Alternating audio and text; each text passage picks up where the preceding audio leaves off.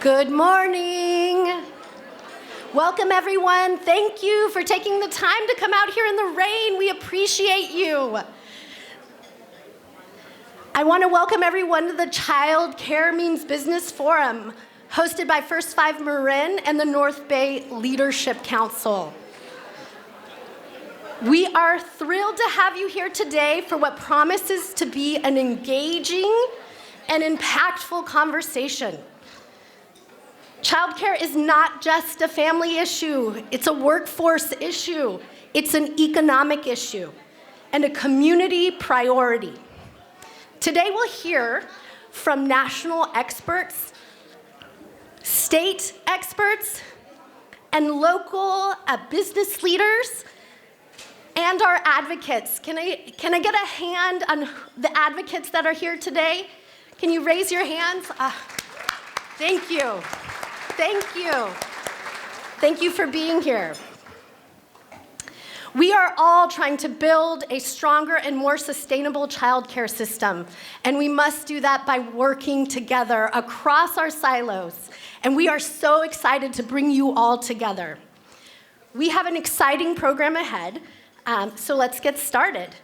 It is my pleasure to introduce our MC for this morning's event, Marin County Supervisor and Commissioner for the Marin Child and Families Commission, and overall champion for Marin Children and Families, Eric Lucan.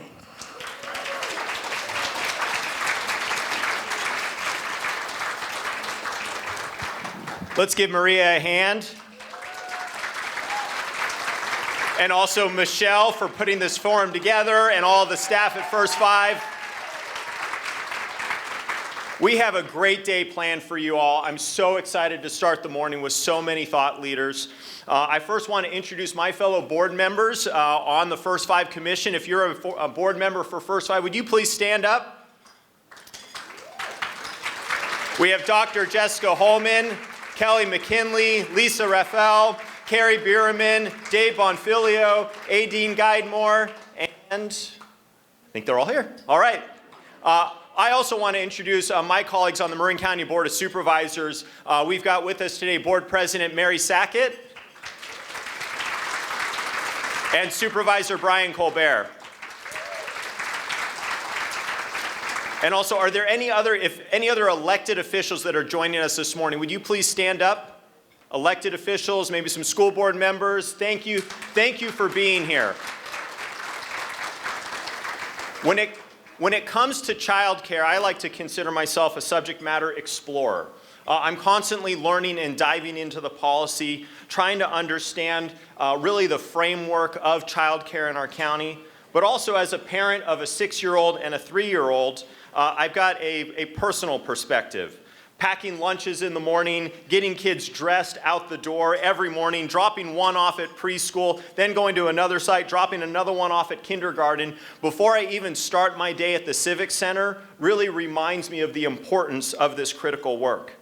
But it also reminds me how lucky I am and how fortunate I am, because I know I have the opportunity to drop my kids off at a quality care spot where I know they're in a safe environment, where I know that they will advance in their development, and I know that's a luxury that not everyone in our community has. And many simply because they don't have access to it, or it's just not affordable to them.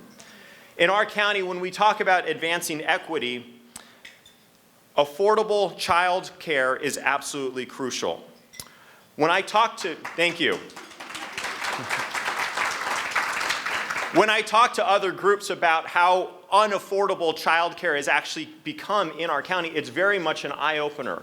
I know amongst this group it might not be, but I always ask them this question: how much does a full year of preschool cost in our county?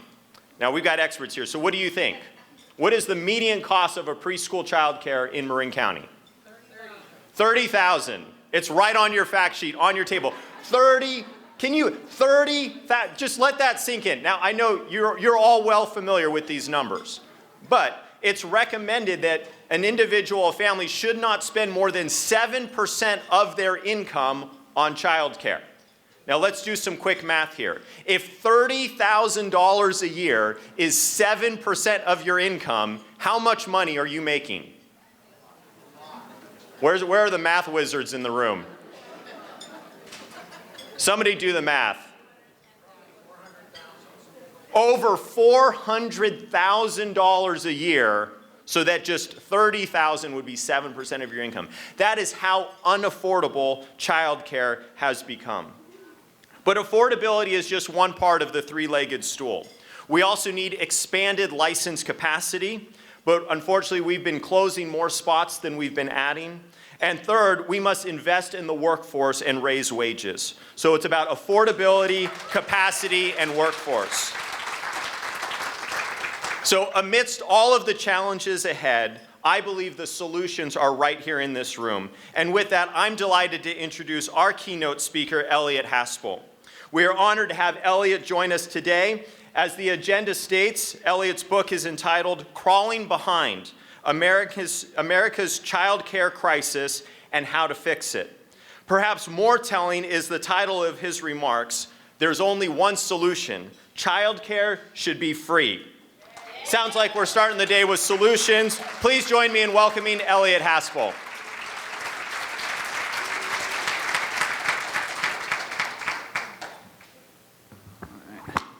Thank you all so much. So it's actually good to be back. I lived in San Francisco for 6 years and Richmond for 1.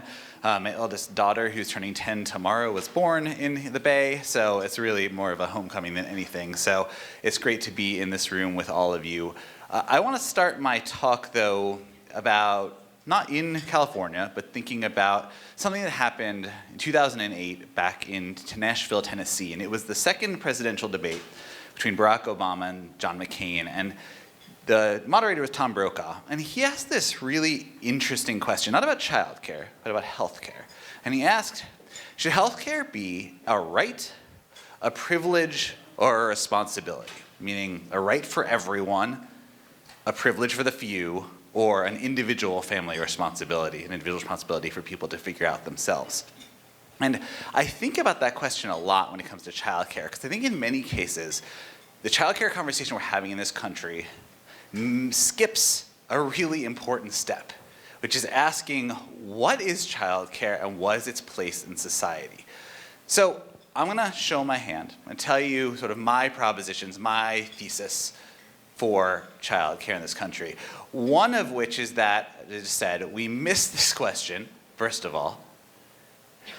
And in my view, we have this very old idea of what childcare is. And I'm going to talk about the history in just a little bit.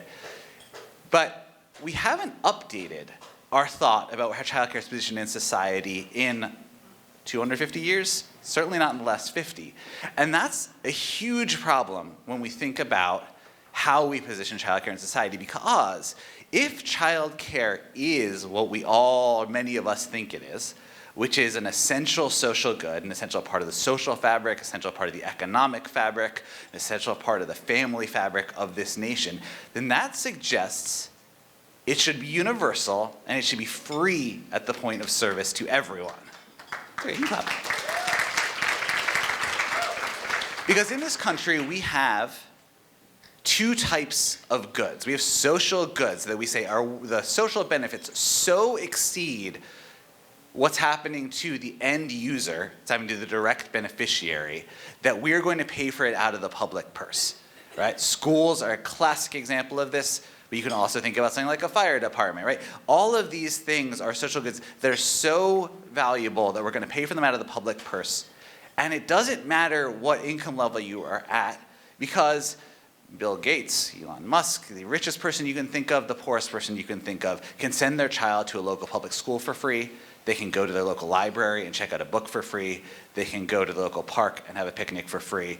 These are things that we socialize. So this is obviously a forum about business solutions. So what's the role for business? I say it's to advocate for public solutions.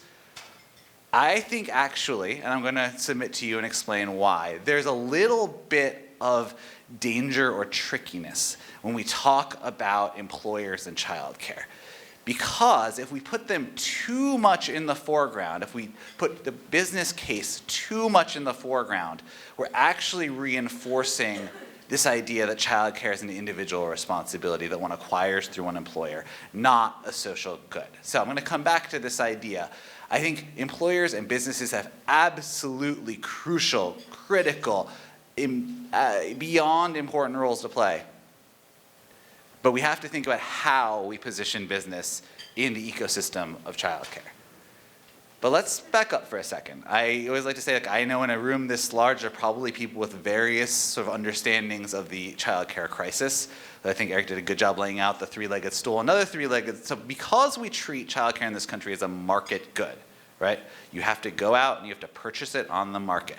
That means that childcare providers have to operate in a market standpoint. And what that means is that they're stuck trying to play this impossible game. And that's what this chart on the left is, what's called, some finance experts call the iron triangle of early childhood finance. If you want to operate, and there are people in the room who I think are going to talk about this a little bit later, if you want to operate a sustainable childcare business, you have to be getting almost full enrollment at all times. You have to be collecting all of your money on time if you want to be able to pay people. And what you're collecting has to cover the costs of care. Except here's the thing, childcare is incredibly expensive to provide.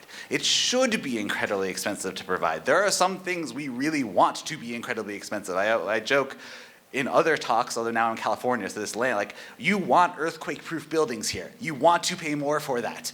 There are things that are so important you want to pay more for. Childcare is one of those things. It takes a lot of adult humans to guide the development of little humans. And so the fixed costs of running a childcare program are incredibly high. And so even though childcare programs might charge $20,000, $30,000 a year, Eric was talking about, in most cases that's not enough. It's actually below the true cost of care, particularly if you want to pay your staff well, because programs respond by doing the only thing they can to keep their doors open, which is cutting the only thing they can cut, which is staff wages. So you have the stats here of what educators are making in Marin, far, far below the living wage. Nationally, I can tell you that the median wage is $14.60. And so how do we do this in other sectors? How do we do this for our schools, for our fire departments, for our libraries? Well, we use public money. We step in. We say there's only three things you can do if you want to pay for a service. You can pay for it with user fees, so that's parents in this case. You can pay for it with business fees, so an employer can contribute, or you can pay for it with public money. And you can see this chart. If you compare the amount of public money we put in for public education to the amount of money that we put in for early childhood care and education, it is stunning. We put in, this is from 2019, and this is national averages.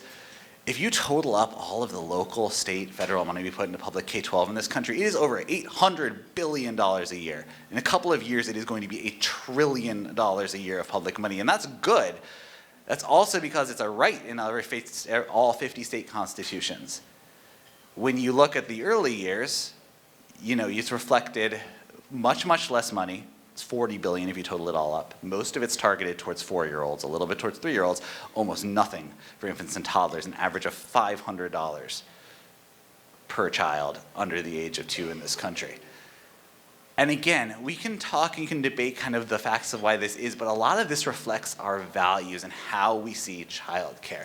And I want to emphasize that. I really like this quote as a political communications expert, not Schenker, sorry, and she says, "We continue to operate under the long disproven notion, simply conveying well-researched truths will persuade. We cling to the notion that facts are our best friends and will set us free."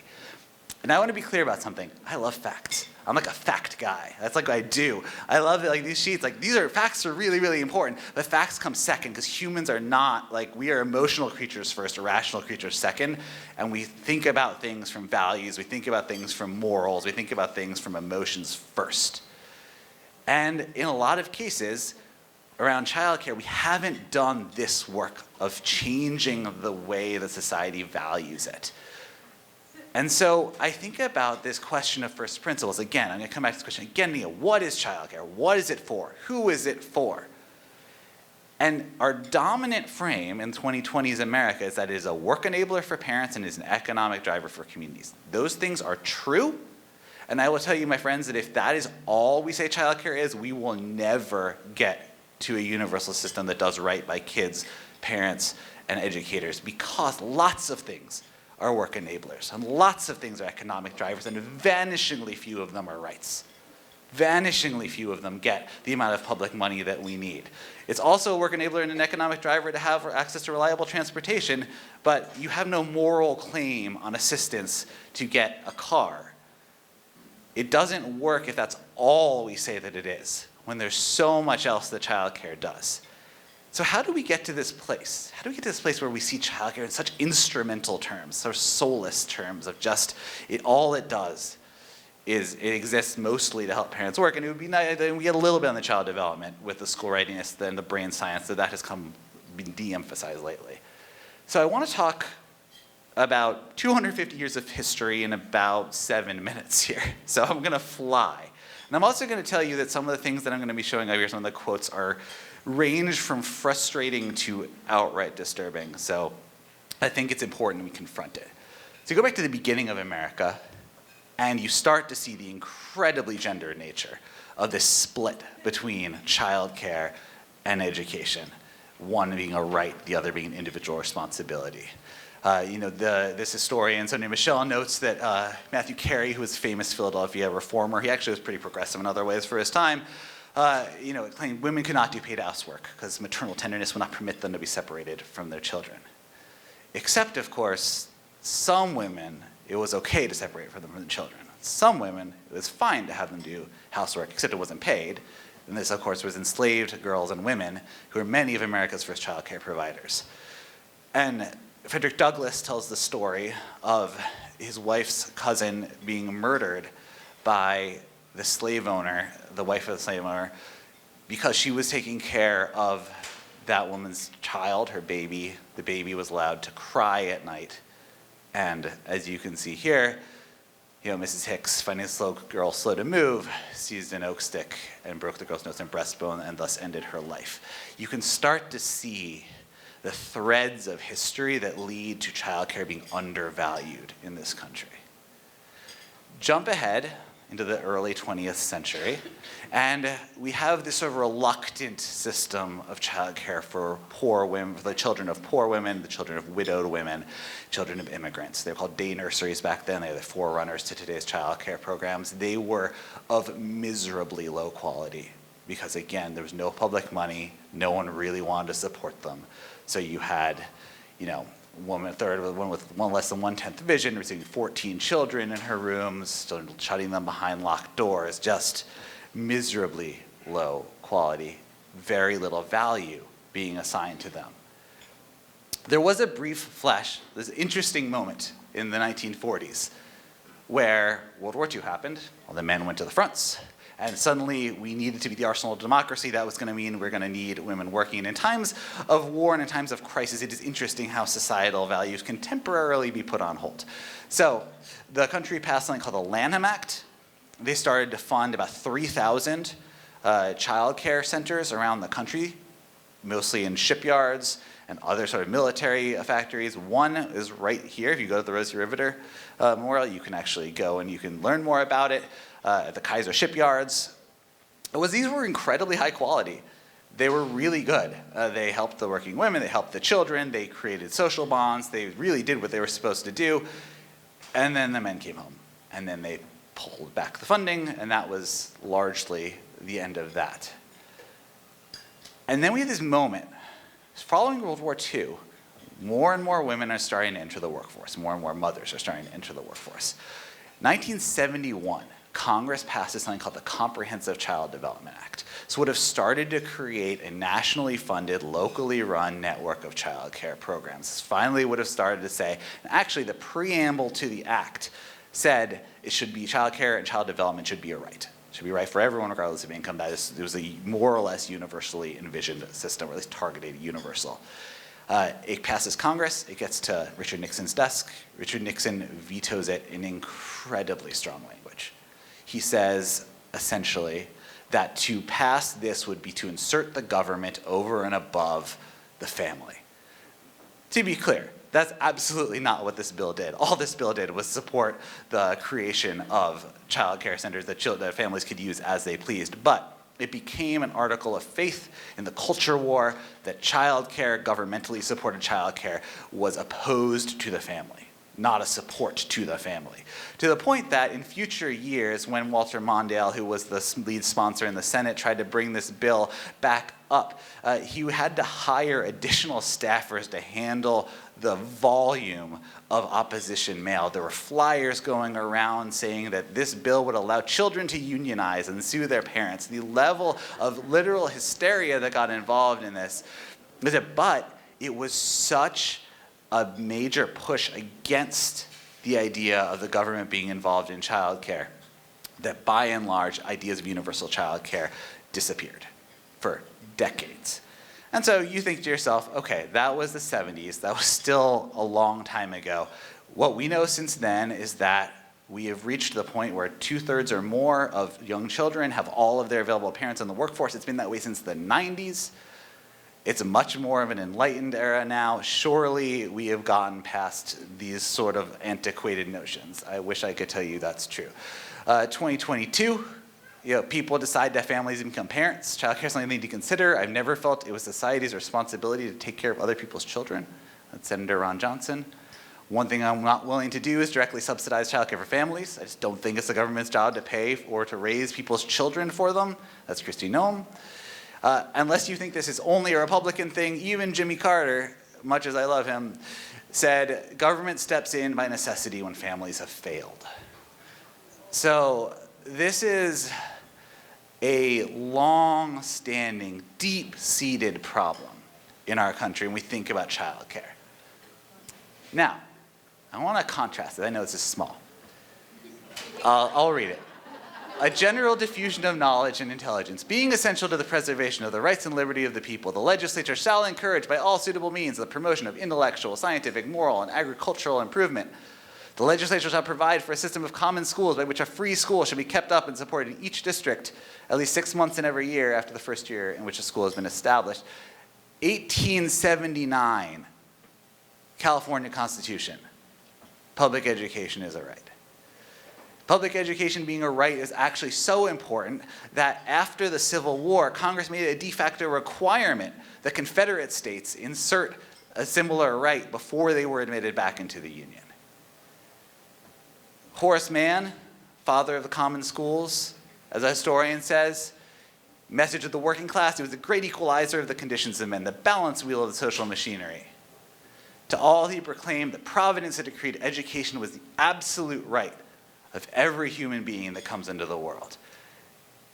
So here's the problem, right?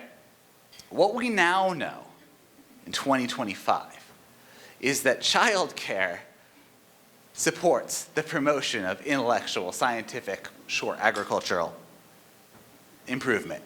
We know that childcare can be part of the promise of education being the great equalizer of the conditions of people, part of the balance wheel of social machinery. We know brain science. We understand the impacts childcare programs can have on communities, and yet we're stuck fighting a welfare battle. What's the smallest number of families we can serve for the shortest amount of time? And so this is where I want to start to turn the ship a little bit, because here's my argument. If we assert explicitly, if we start to make the case that actually childcare is all of these things, it is a work enabler, it is an economic driver, it is a child development support, it supports whole family flourishing. Absolutely it does. Because if you think about how exhausting and stressful it is, any of you who are parents know this, any of you who know parents know this, I certainly know this, how stressful it is to deal with childcare and how you're going to find it and afford it. It is absolutely an anti-poverty play. Do you know what population in this country has the highest risk of eviction? It's black children under the age of 5. Because in many cases of childcare, having a child can be a cause of poverty, which means that eliminating childcare costs can be one way to be a salve against poverty. It is a community asset. I know Susan's going to be talking here in a minute, Susan Gilmore. The North Bay Children's Center, the way that they stepped up when there were wildfires Serving as that is so much more than just being a work support. It is a community asset. It is a move for democracy. If there's such a thing as school readiness, I will submit there's also such a thing as civic readiness. We start to give messages to children very, very early about how the world works. Also, we know that when childcare is held constant, there is a much higher percentage of women and mothers who will start to enter and run for office and become elected officials. There's great work being done by groups like Vote Mama about that. I don't think I need to say a whole lot about gender and racial equity. It is an undergirding piece of it. It helps public health and safety. There's a town in Colorado where I'm from where the police chief is very open about the fact that he has trouble keeping the beats staffed because of childcare. And one of his deputies said on the record, look, you might not think, and I'm paraphrasing, basically the ambulance is 5 minutes too late getting to your house to save your loved one. You're probably not thinking that's a childcare problem. It really could be. It's a form of social connectivity and solidarity. Childcare programs have been shown to be enormously important sources for new parents in particular new mothers to create friendships, to have access to resources, to have access to jobs, to have access to information. It is absolutely that. And I would argue it is really a bedrock of the American dream. Because if the American dream is that everyone should be able to their fullest, to meet their aspirations as well as they can, childcare, it can be an anchor against that. And so if childcare is all of these things, then surely childcare should be a right. And if childcare is a right, then surely childcare should be universal and it should be free at the point of service for everyone.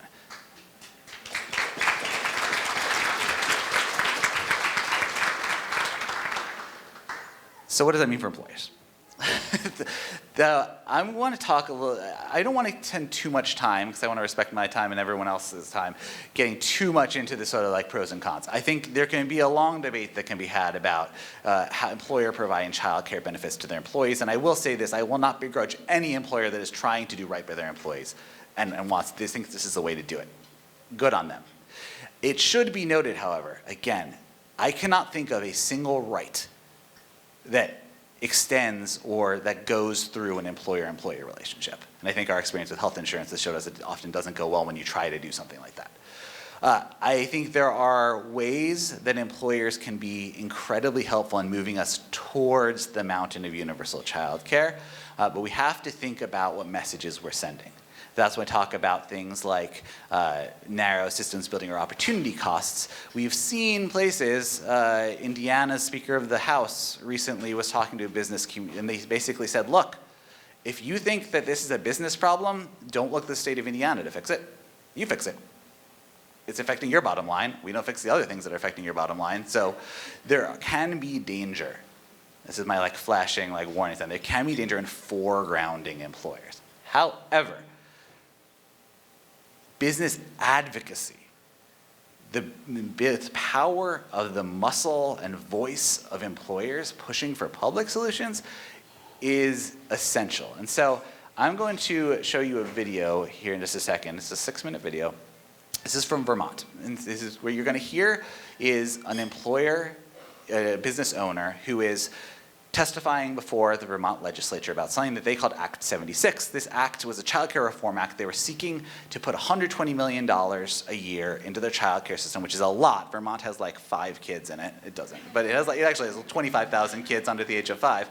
So a huge amount of money that would extend child care assistance up through the middle and upper middle classes, and that would basically increase the per child reimbursement rates enough that programs could pay their staff better, run more sustainable programs. It would not have been a universal free system, but it would be a huge step forward. And when the question on the table was, how are we going to pay for it? Because that's always the question, how are we going to pay for it? And the Vermont was considering was a small payroll tax. It was going to be 0.44%. 75% of which was going to be borne by the employer. So what you're going to hear is the testimony of this business owner followed by 2 questions from one of the Vermont state senators, and then I'm going to come back.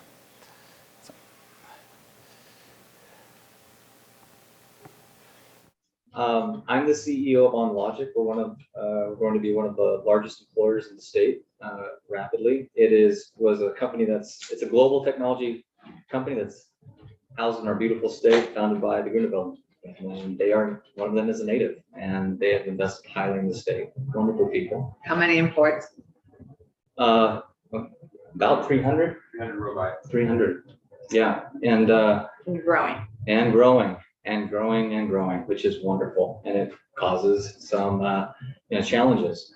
I am also a single father of 3, and I understand building a career around childcare and having a job and having to balance all of that in life. I wanted to talk about just maybe 2 or 3 points that I thought would be hopefully interesting.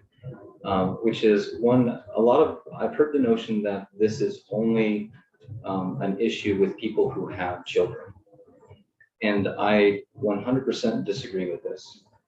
I just like to say that publicly, because if you own a coffee shop, a restaurant, a business in our community, wouldn't you like more individuals that are working, that have money in their pockets to come and buy your goods and services? If you do not own a business, wouldn't you love more people to be at work, that want to be at work, that have that desire to have that wonderful job? So that we have many jobs that have either failed or have pulled back hours, and they are not open because they cannot fill those roles. This affects everybody, not just people with children. And there's a lot, if we could unlock that potential in the economy, there's a lot of good that can happen. There's also a notion that because of remote work, this is not a problem. I would also like to say that that is not true. The businesses that drive our economy, we have manufacturers, people that have to be online, our frontline workers, doctors in hospitals, firefighters. We have a housing crisis. Construction workers cannot do their job from home. We want our ski instructors to be on the slopes. People that make our maple syrup, farmers. I mean, all of these people need to be present. So yes, there have been technological advances. That does not solve this problem, and it is not what is going to ultimately drive the entire economy of what we enjoy in Vermont. I am aware of and have had many discussions of individuals who would love to work. They cannot because their paycheck is actually lower than the total cost of childcare. And sometimes, sometimes people have families, a partner, friends that can help. Other people do not, and that is a very, very hard place to be. And sometimes when there's a decision of who might stay at home, it is my observation that whoever decides to be at home with the kids, their earnings potential is delayed because they spend years away from their craft. And that is very, very hard to come back from. And if we can do both, for those that want to work, we should. So I think that this is a wonderful opportunity for us to look at a very identifiable, solvable problem. And if we can show that there is this plan, and that's what I'm hoping that we're doing today, that we can fix this, I really do believe the business community will get behind it. Thank you. Thanks so much, Steve. Any questions? Well, I have the same one. I'm ready for it. Oh, everybody's ready for it because it's the question we are going to wrestle with, is just how to pay for it. We all agree this is essential. This is a thing. So, I mean, I don't think there's anybody that doesn't agree. I guess my first question, A, is do you provide a child care benefit on Object? It's kind of an indirect benefit. What we did is we found that there are different machinations of like our HSA or different offerings where we can make the payment for child care before taxes. And we've offered those vehicles to team members to where they can put in, before tax dollars into those vehicles to pay for childcare. That was the best that we could come up with to kind of identify and attack the problem. But that's mostly on their backs. But that's on them, and it's just a tax incentive. Yeah, kind of that's what we've done. We offer, we have unlimited combined time off in our organization. So as people need to go home or whatever, they don't have just this limited hour of, oh, I have a vacation pay day, so and those are up, or I have sick days. So we have combined time off and we have unlimited. So we hold people accountable to an outcome, but if they need to be home, if they need to flex, we offer that, support that. That's great. And do you as a business, do you support a payroll tax as a piece As a possibility, yes, because there were so many different variations whether it comes to the payroll tax, I know this might be an indirect way. The statement is, we support solving the problem, and if it is an increase in cost in various taxes, we will support the legislature if that is what needs to do to fix this problem. We are behind it. Whichever one is the right thing for the state, the local governments, cities, if it's payroll tax, we are behind it. So C, do you offer a payroll, do you all We can stop offer there. paid family leave? You can stop it there. So, as we go back to that to me, like, that's how it's done, right? You're hearing them, they say, if it's gonna be a tax increase, we will support the legislature in doing that. We will give you cover. Right? We will stand by you for a public solution. And I will tell you, Act 76 passed.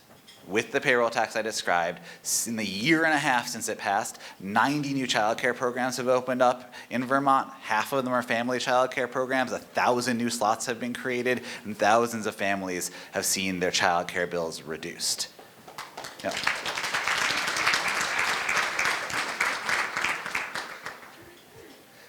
So, let's bring the plane in for a landing. Where to from here? I posit this: if every child should have an unconditional right to quality child care starting at birth, and I mean that, and we convey rights through the Constitution of states, or you can convey an entitlement legislatively. But I would say, think about the Constitution. We're going to need a forcing function. Legislatures do not love large outlays of public money. I'm perfectly aware of California, the sort of budget situation California is facing. However, if you really truly want to move to a situation where childcare is solved, have to think about rights language. You have to think about forcing functions. Because otherwise, we will be in this room in another 25 years, unfortunately, having a very similar conversation. I would argue that if it's a right, parents should pay nothing beyond their taxes for that care. Free at the point of service, just like our public schools, just like our parks, just like our libraries, just like our fire departments, just like our roads. And I would also argue, and we're not going to have time to get into all this, we talk about sort of a lot of the licensed child care programs. I think informal care needs to be part of the system too. That means family, friends, and neighbor caregivers. I would argue that means stay-at-home parents as well. Whatever kind of care and child development is being provided should be supported. It is the way that it works in the countries we look to as sort of, and with envy, the Nordic countries, Germany, France, right? Like you have access to an incredibly heavily subsidized, if not free, childcare system, and if you choose to opt out of that system and use a more informal kind of care, the government will give you money to support that option as well. Child care practitioners should be incredibly well compensated, incredibly well trained, and incredibly well supported. Which means you're gonna need another forcing function. Because it's not going to happen naturally. So either that means you're putting so much money in through the demand side, like making basically enough public money in for per child basis that programs can raise wages, or you're going to want to look to something like a wage scale and a wage supplement. DC is a great example of this. Washington, DC has something called the Pay Equity Fund. It's about $75 million fund. It's funded by a tax on high net worth individuals, dedicated funding sources. And the goal is to move child care educators who have similar experience or credentials to pay parity with early elementary educators. Child care educators there have seen raises of $10,000, $14,000, $20,000. They have access to a special free or very low cost healthcare through their ACA exchange. And shockingly, this will shock you, Washington, D.C. is seeing the number of child care educators go up while everyone else is struggling to have with retention and recruitment issues, because when you pay people what they're worth, they want to stay and they want to come be part of that system. So again, dedicated funding sources are required for that. It can be tax on high net worth individuals, Vermont the payroll tax, Washington State has a capital gains tax. So there are lots of different ways to do it, but you have to find a way to do it. Interim solutions, look, we're not going to get there tomorrow to a universal free system. Interim solutions are going to be needed. You're going to need incremental steps. But if you think about where we want to go as a mountain, And you think about where we are now, sort of the beginning of a valley, like a step can take you closer to the mountain, or a step can take you sideways, or it can take you backwards. So my caution is be careful and ask that question very explicitly. Is this actually going to move us closer, or is this reinforcing messages? Is this going to is this going to have trade-offs and opportunity costs that are actually going to make it harder in the end to get where we want to go? There is such a thing as cures that are worse than the disease. There are medicines that will make you sicker, and we need to be careful of that. But fundamentally, all of this, any of this, requires the explicit work of reframing and repositioning childcare as a social good. And that means everyone in this room, every network you have, every media contact you have, every business person, every politician needs to start talking about childcare differently. We need to start talking about childcare as a right. We need to start talking about it as an essential part of the social fabric of this country, as an essential part of supporting child and family flourishing. And if we can do that, then I think we really truly can have a different conversation, and we really truly can get to a place where all children, all families, all educators, the communities here in Marin, around California, and around the nation have the system that they need and deserve. So, thank you.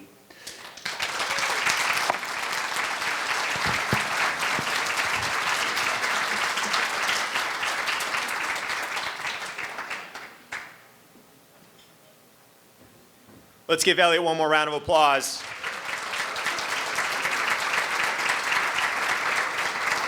Elliot, thank you so much for spending your morning with us, for casting that vision, for pointing us to that mountain.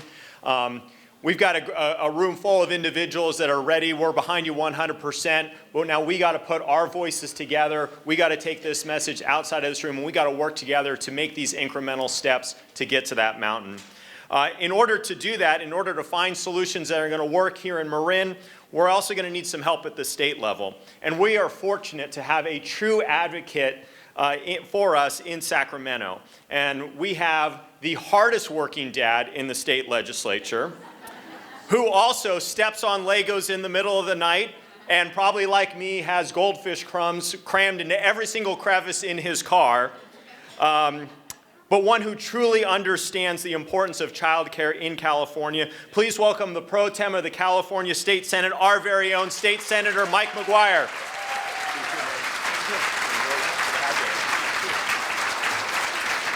Good morning. How the heck is everybody doing? Party people, how are you doing today? Come on now, my goodness.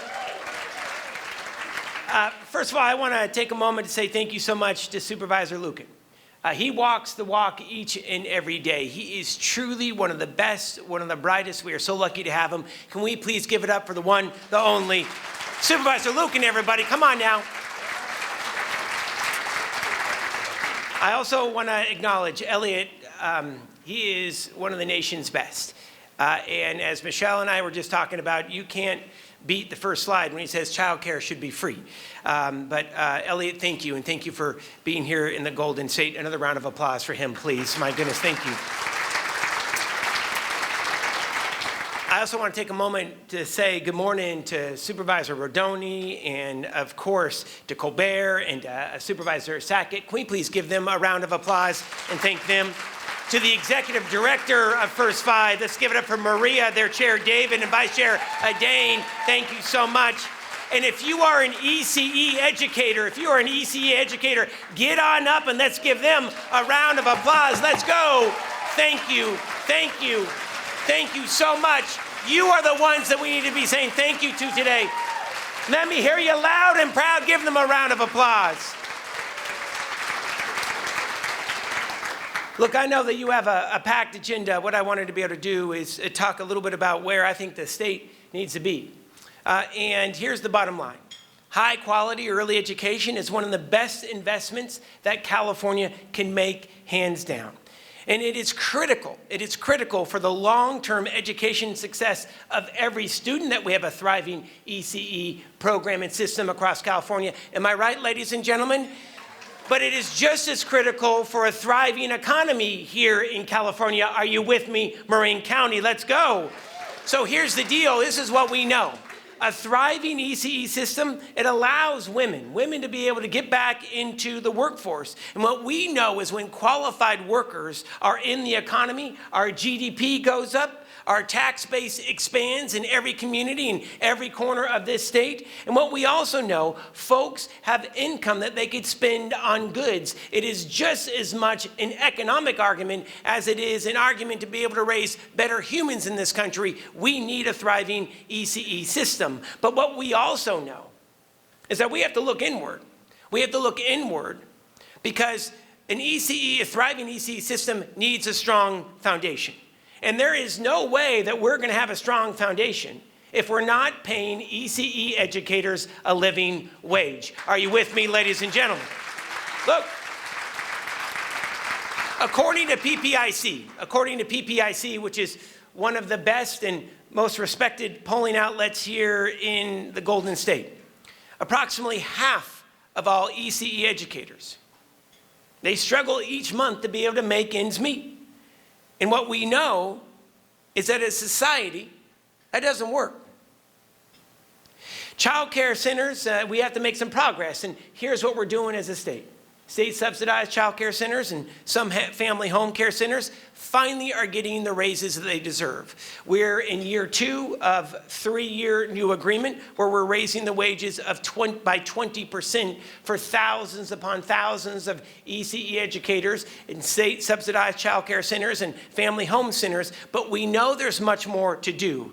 And I'm a firm believer that our budget is our value statement. We must continue to raise wages and follow through with the promise of also expanding child care slots in California.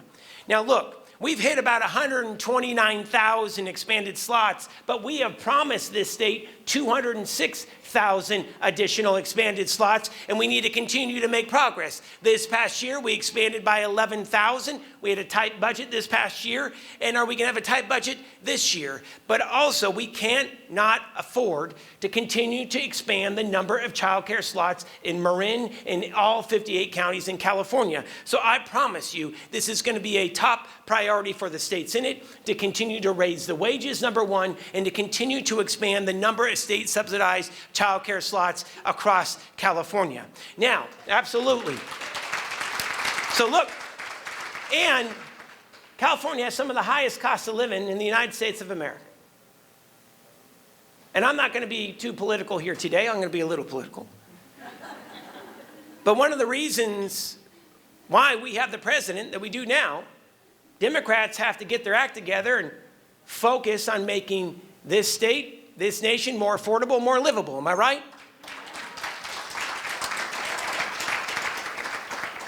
And now let's talk about child care. Y'all see what First Five has put together on your tables.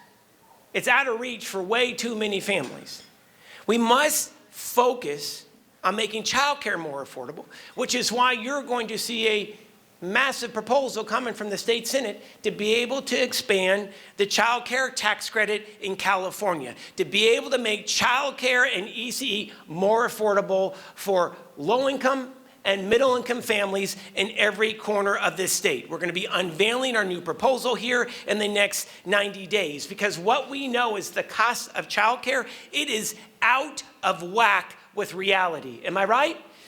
48%, nearly half of the parents in the United States of America who have kids report a daily level of overwhelming stress. They're trying to manage the job. They're trying to be able to make it to the child care facility to pick up their kids. And they're trying to make ends meet and literally pay the rent. So we have to do better. And candidly, what Democrats need to do is stop damn talking. And I'm sorry, we have a little one in the back. Democrats, and I'm a proud Democrat, Democrats have stopped damn talking about this and start moving with action and use the budget as a value statement. If we value affordable child care in this state, if we value workers, then we have to pay them what they're worth, and we have to make child care more affordable. Are you ready to go, Marin County? Let me hear you. But look, there's a lot going on in the world, and I want to wrap up with this. There's a lot going on in the world. Holy man. And do we have challenges right now? Absolutely. But we can't take our eyes off the prize here in California. We got to fight for what we believe in, fight for our people, fight for our policies, and fight for the progress that so many of you in this room have been making over the past many years. But we also have to fix part of this state. And we have to make it more livable, and we have to make it more affordable. We have to continue our investment, no matter if this is going to be a tough budget year in early education and childcare. We have to continue to invest our historic record amounts in K-12 public schools. By the way, we are, for the first time in 2027, going to be in the top 15 states in the United States of America in public school spending, and it's about time. But we need to continue to focus on that. We need to make college more affordable and accessible. Half of all students now that go to a community college and a state school, a CSU, are now going tuition free. We need to continue to expand that. We need to lower the cost of living in California, which is why the Senate is going to be expanding our More Affordable California plan in the next 90 days. We can't take our eyes off of homelessness. We need to be able to get folks off the street and provide them with the mental health and the treatment that they need to be able to fight substance abuse. We need to make housing more affordable, and it starts here at home. If you are in the North Bay, we got to walk our talk. We can't be for affordable housing when it's in the next town over. We have to be for affordable housing when it's in our own damn neighborhood. Are you with me and ready to go? Look, and we got to stand up. We got to stand up for the policies, for the progress, and especially the people that make this state so great. And that's what I'm worried about right now. We can't take our eye off of fixing California, but we also are going to have to do some fight. You know, we are the most diverse state in the United States of America. 10.6 million Californians right now identify as immigrants. We will always work with the Trump administration when it benefits California families. But when this administration comes after our democracy, when he comes after our rights, or when he comes after our people, he will see that California will never stand stronger. Mark my word, and I hope that you are ready to go. Look, here's the deal. Here's the deal. Eric and I have a 3.5-year-old. We have a 3.5-year-old in town. He attends the North Bay Children's Center. Connor attends the North Bay Children's Center, and he is a hellion, I will tell you. My goodness. I'm not going to go into that story.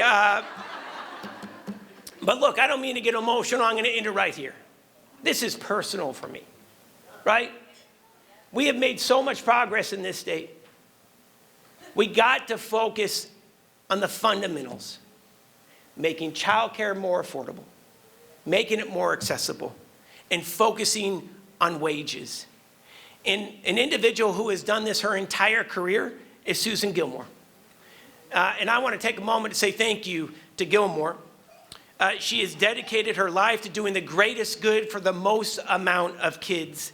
She has dedicated her lives to better the lives of so many. I'm honored to bring her up on the stage as our next speaker, and I promise you together we are going to make California stronger. Thank you so much for having me, and let's go out and fight. Thank you so much, everybody. Thank you.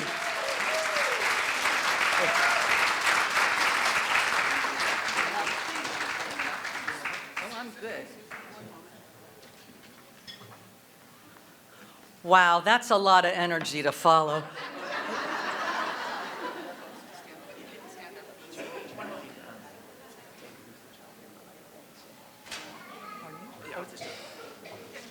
Real quick, Susan, come on over.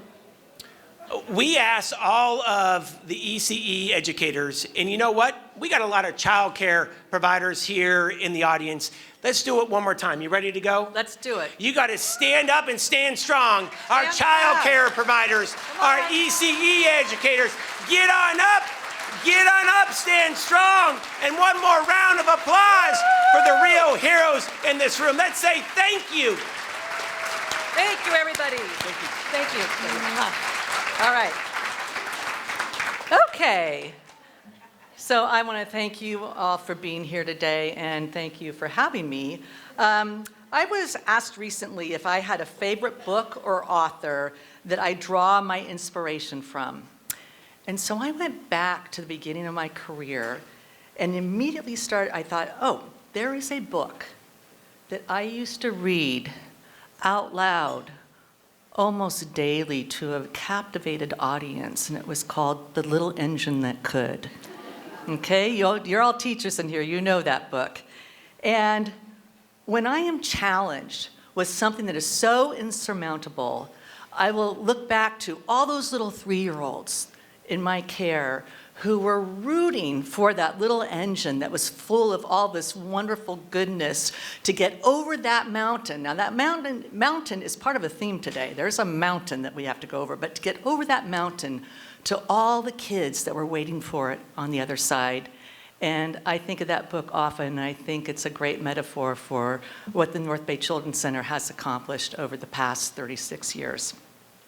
So when I started my career as a preschool teacher in the late 70s here in Marin County, most children attended a half-day program, and most families were able to live on a single household salary. In the 1980s, moms began returning to the workforce shortly after giving birth, and dual incomes were needed to support a household in the Bay Area. As the demand for childcare increased, so did the number of single moms who became dependent on our welfare system, unable to return to work because of the lack of affordable childcare.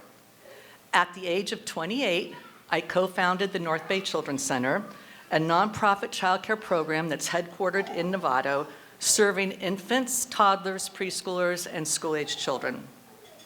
One of my driving motivations for founding the North Bay Children's Center was to address the inequities that I witnessed as a young preschool teacher in our local childcare system.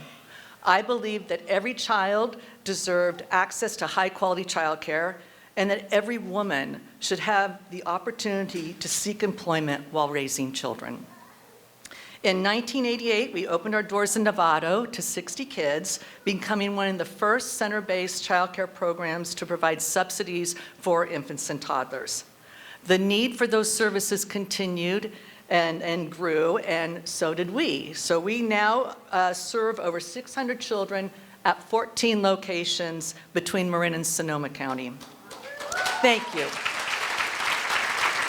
So at 28, I knew very little about running a business, but I had a lot of passion and a really big vision, and I quickly learned the importance of surrounding myself with people who knew how to turn ideas into action, and that was the business community. So we looked to the business community back when we first opened our doors to help us shape what our programs and policies around what businesses needed for childcare and what their employees needed. They soon became donors, partners, and working with their HR departments, they helped get the word out to their employees about our programs and services. Business leaders from the community joined our board of directors, and it was because of them and their skill and what they brought to the table that I learned how to run a business. And we could not have done this without the business community. I would not be where I am today. 8 years after opening our doors, our rent tripled, putting our infant and toddler programs at risk of closure. Then Supervisor Cynthia Murray and Congresswoman Lynn Woolsey helped NBCC negotiate a land lease with the U.S. Navy at Hamilton Field as part of the base closure. Allowing us, and that eventually the ownership of that 1.5 acres was transferred to North Bay Children's Center, allowing us to envision actually a permanent facility. We had moved over there and we had portables, and now we own the land, and let's think about doing something that is a permanent structure that will expand services. This complex journey would not have been possible without the unwavering support and guidance of our local officials and community leaders. Optimal child development relies on stability of families, schools, and communities.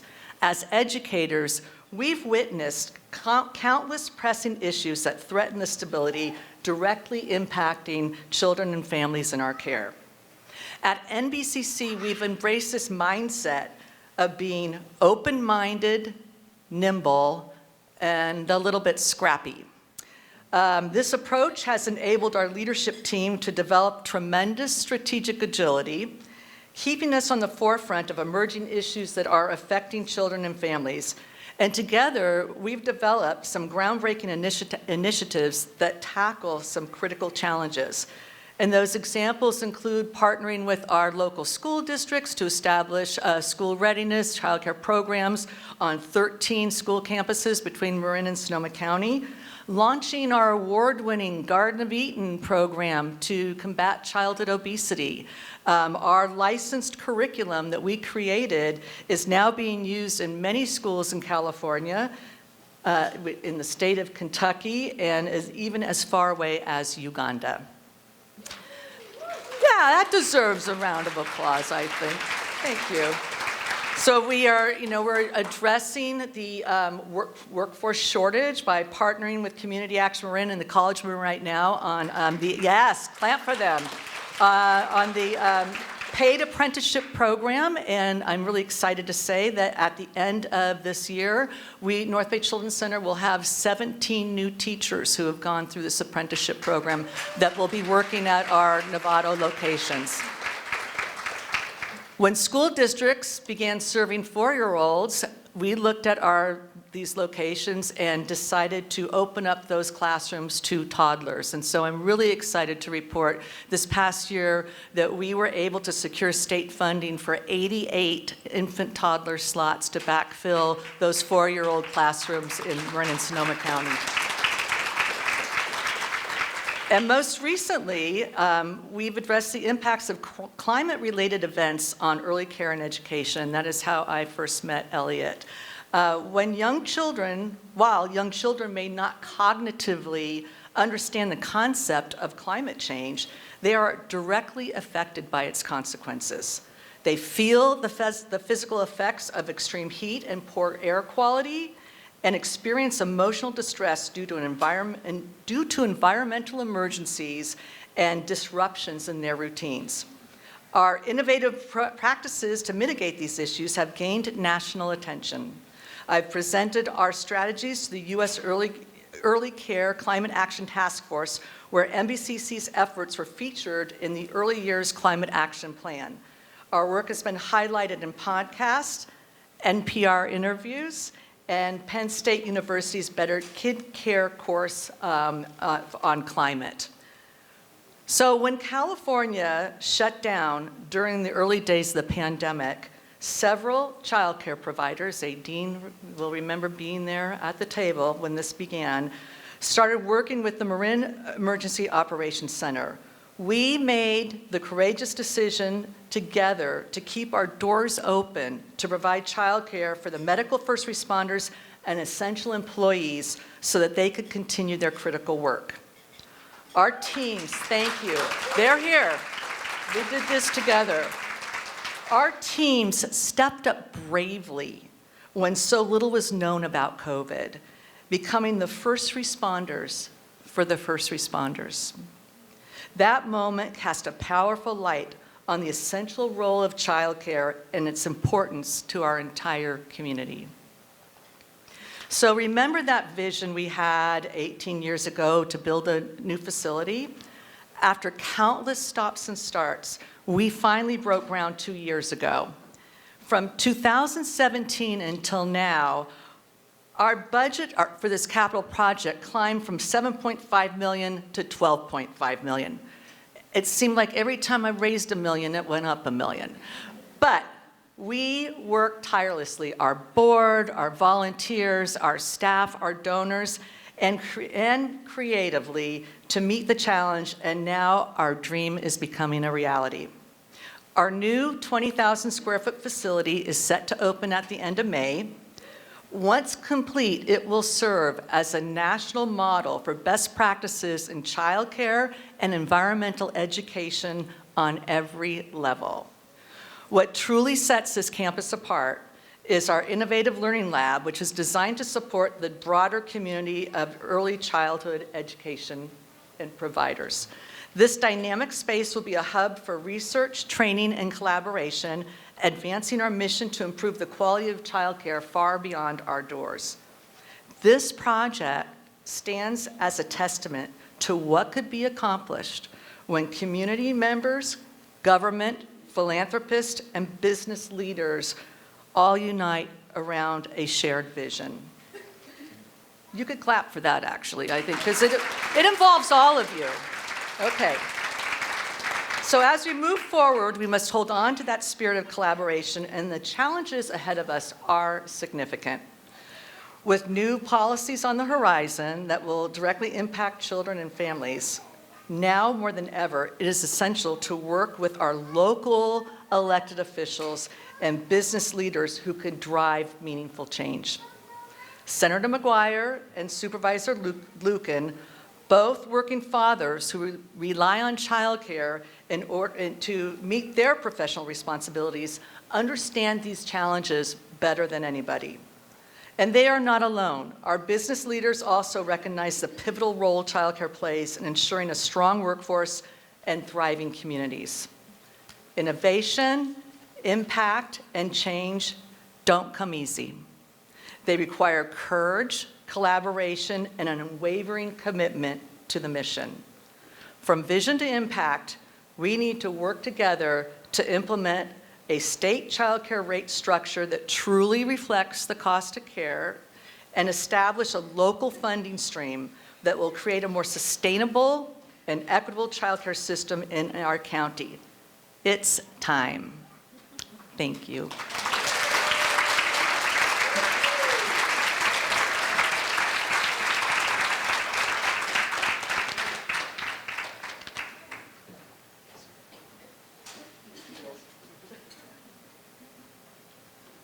Let's give it up for Susan Gilmore. You know, in a time when childcare license slots are closing or declining, Susan is doing the unthinkable and actually increasing capacity at North Bay Children's Center. It's no surprise, no wonder that she is also going to be a 2025 inductee for the Marin Women's Hall of Fame in just a couple months.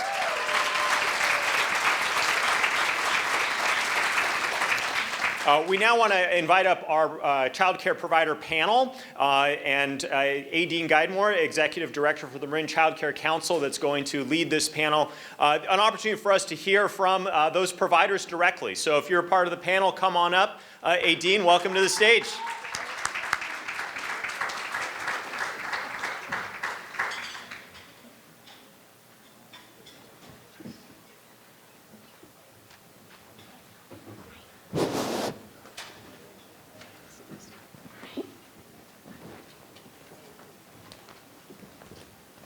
Hello, is this working? Yes. Good morning, everybody. Happy Friday. I feel like I've been in a pep rally at school this morning. My name is Aideen Guidemore. I'm Executive Director of Marin Child Care Council. I'm so happy to be here. I want to start off by saying, thank God it's January 31st.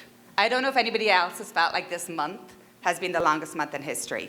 And before we talk about childcare, I have to do a shout out to all of the nonprofits in Marin County, all of the community-based organizations who are standing up with courage at this time, who are fighting the good fight, and we will all be on the right side of history. So thank you for all you do.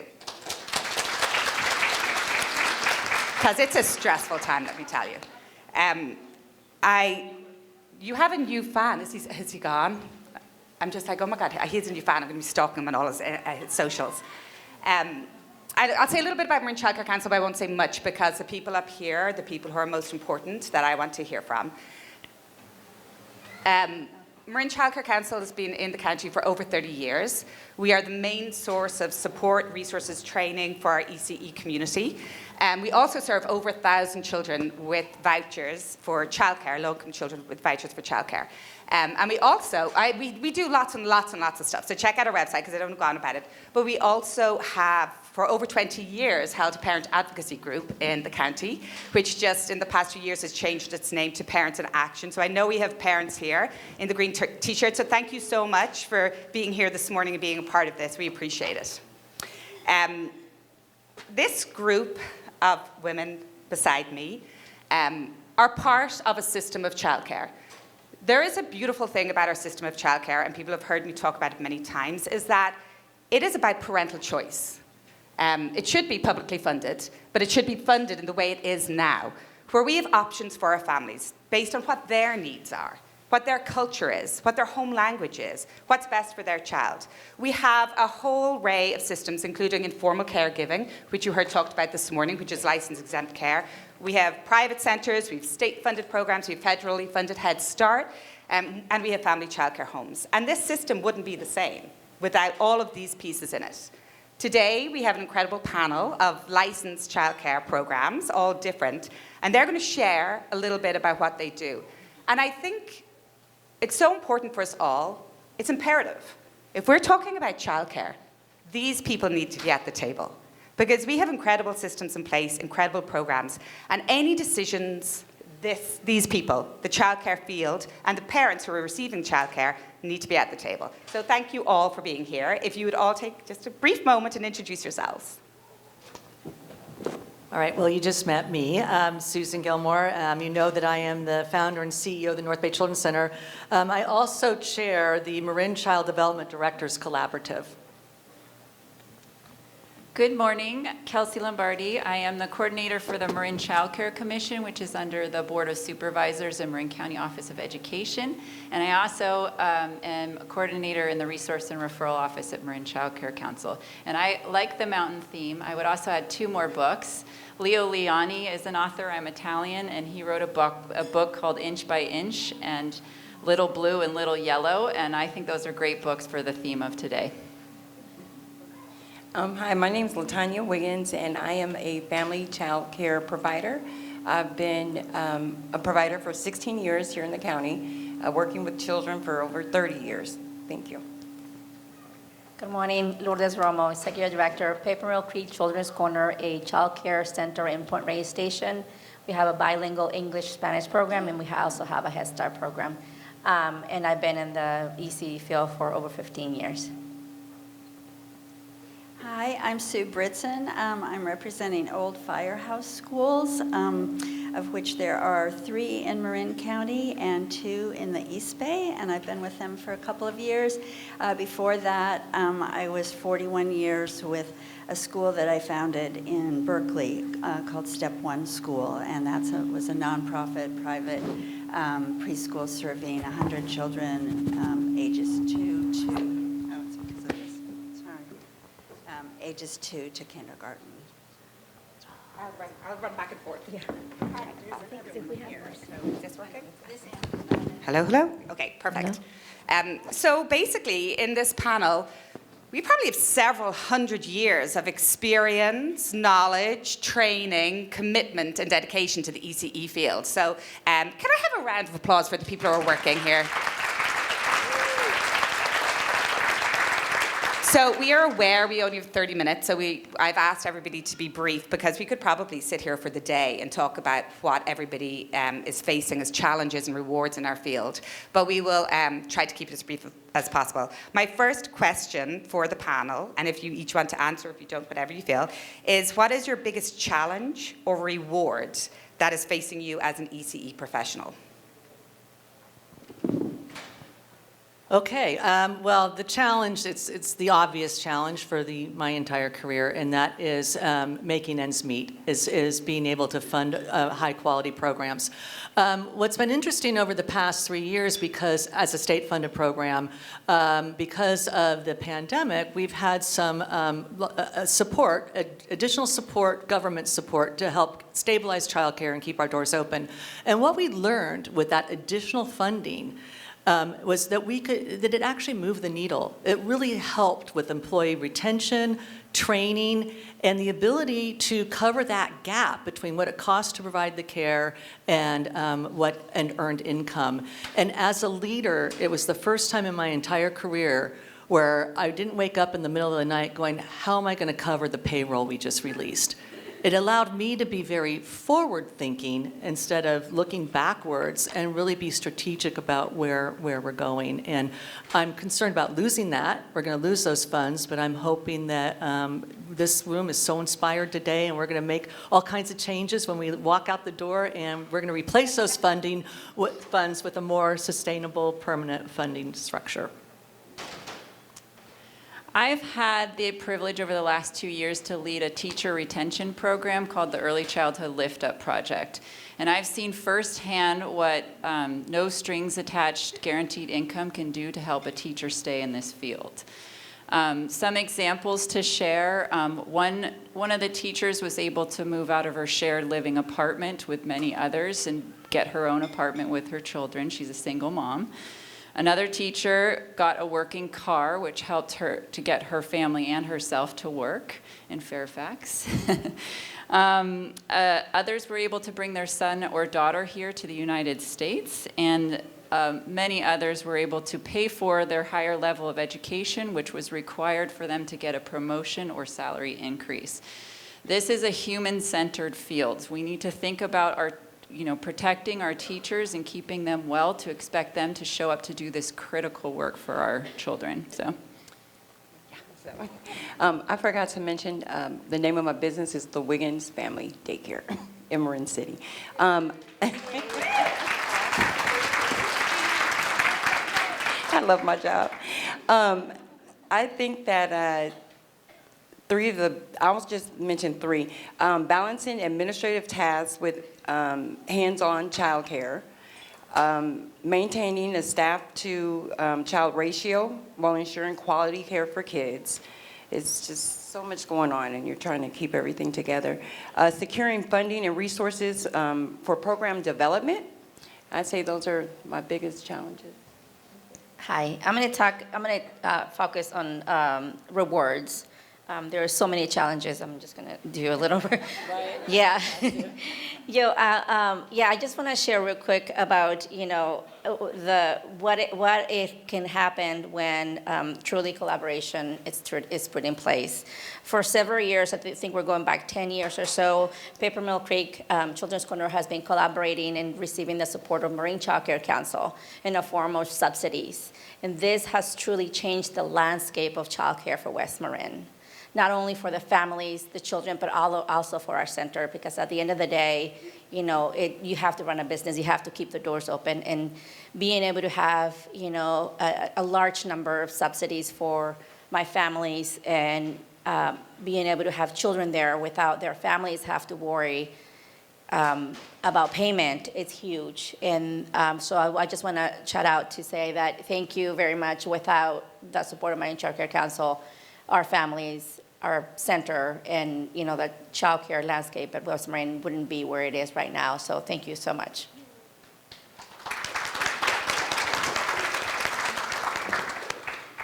Yeah, I think the challenge that I've experienced most in my career has been the shortage of qualified teachers. And I think that right now we're in a severe shortage of teachers in our field. And it's been mentioned already today, some of the causes of that. And we absolutely need better salaries and benefits for teachers to be able to be attracted to this field and to be able to want to start in this field. We have a lot of workers who spend time in the field and love their work, but they don't really continue it. It's hard for them to invest in it. And we are going to be facing a shortage of leaders in this field if we don't provide programs for them and subsidies for them to be able to grow as teachers and grow in their careers and give to their communities in the ways that they would like to. One of the years ago in the East Bay in Alameda County, there was a retention reward program set up for about 5 years. And it was very helpful to the teachers in our program then. And it was based on education, experience, how many languages you spoke. It took into account a lot of important factors in our teaching. Old Firehouse School has established something called the Staff Stability Program Fund, and parents do pay into it, and those funds are accessed directly to the teachers, nothing taken out, directly goes to the teachers at various cycles in their tenure at the school. And it's been quite successful in retaining teachers and attracting teachers. I see that in the private sector and the nonprofit sector, there is no profit. There is no money-making business in the private sector. We're all doing the same work for the same good, but we're doing it differently. And private centers do have difficulty accessing funds. So I think the programs that we need to develop need to expand to the entire mixed delivery system that we have and take into account all the different kinds of programs that parents need and want.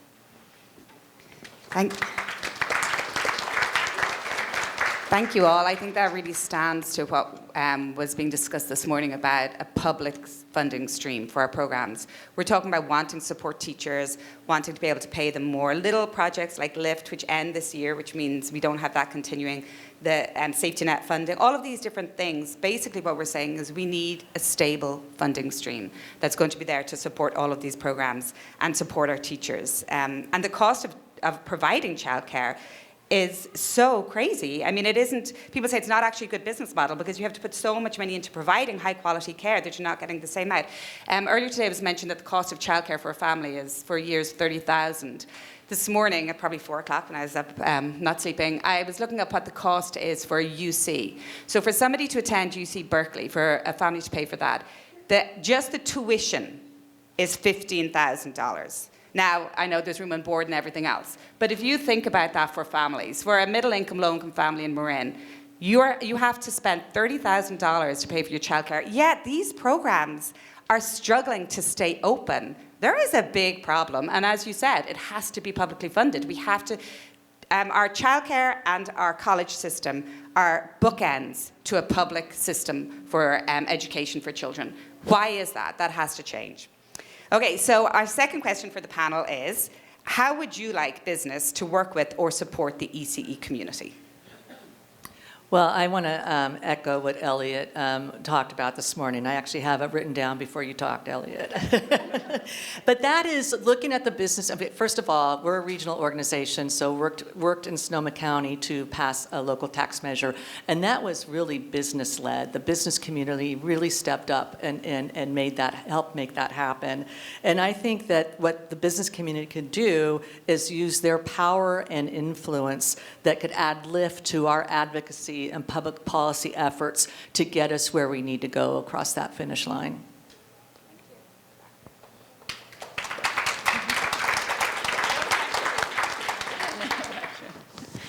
So some suggestions while we wait for that public funding stream would be, the first one would be for the business community to get to know their local child care providers around their centers, to get a copy of their enrollment flyers and post it on their staff wellness or resource board at the business.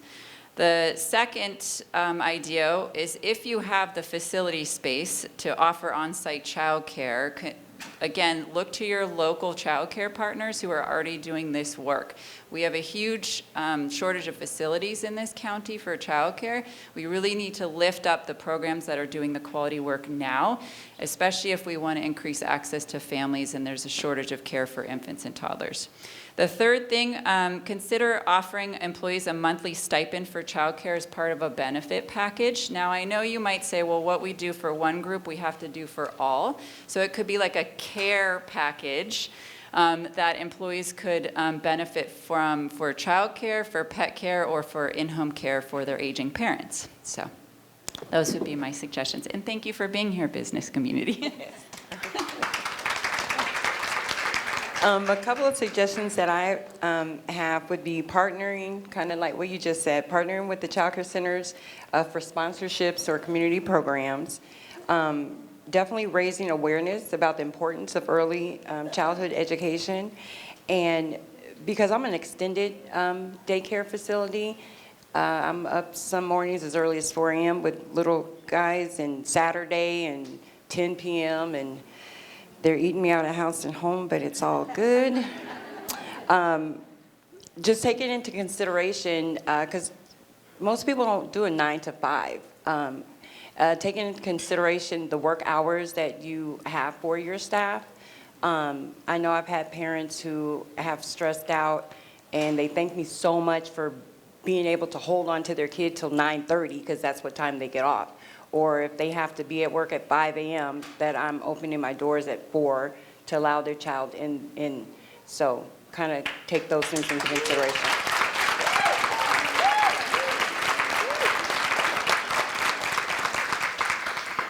Hi, in my experience in the area that, in my community, I feel that there is a disconnect between the businesses and our childcare or our centers. And I think that I would want for the businesses just to start with the awareness of the importance of, having a center right around the corner and of the childcare.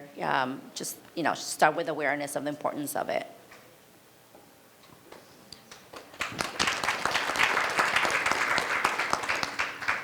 Yeah, I wanted to speak about housing.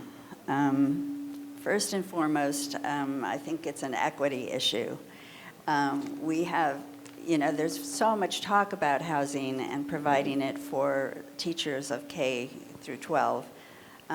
But where are we in the conversation and the thought process?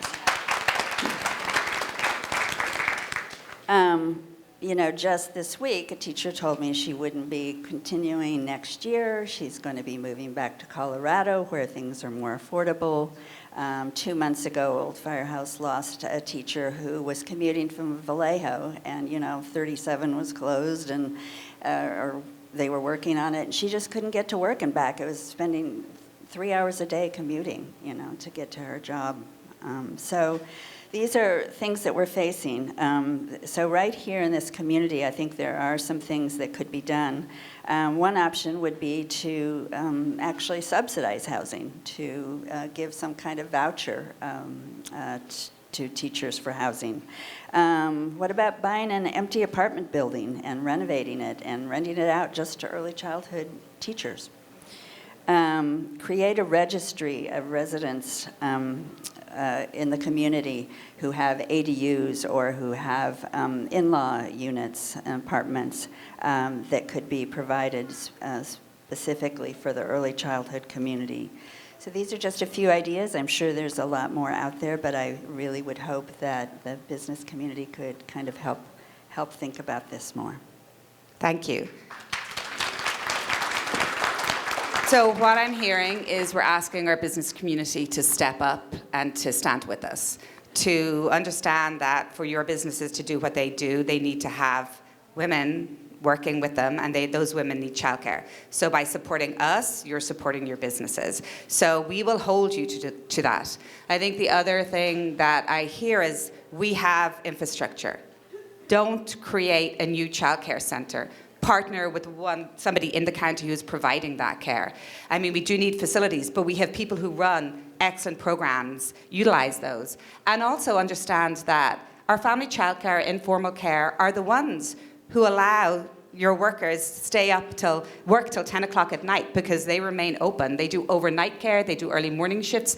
So really recognize and honoring the work that your community childcare are doing to allow your businesses be successful. And maybe you can reach out to Marin Childcare Council and find out, programs in your area. We're always available to provide that support. But I definitely think we need you to stand up with us and for us and be our advocates. Okay. My final question for the panel. If I was your fairy godmother and I had my wand and I could wave it and I could make one thing happen for the ECE field, one thing that would really support the ECE field, what would it be and why? Well, I think we've already answered that. So could I answer another question? I have one. Well, we're talking. Scrappy. So I'm the scrappy one. There is. But, we also we didn't get to talk about the biggest reward. I mean, obviously money is what we're all looking for, resources. But, one of what brings me such incredible joy, and it's such an honor to go to work every day and work with the team that I work with. So I want to do a shout out to our teachers and at the North Bay Children's Center, all of our teachers here, all of our program managers. I hear often, wow, you are so visionary. But if there isn't somebody working with me, below me, to operationalize that vision is just a fantasy. So I am just so fortunate to get to go to work every day with some incredible people who step up and make things happen. And thank you.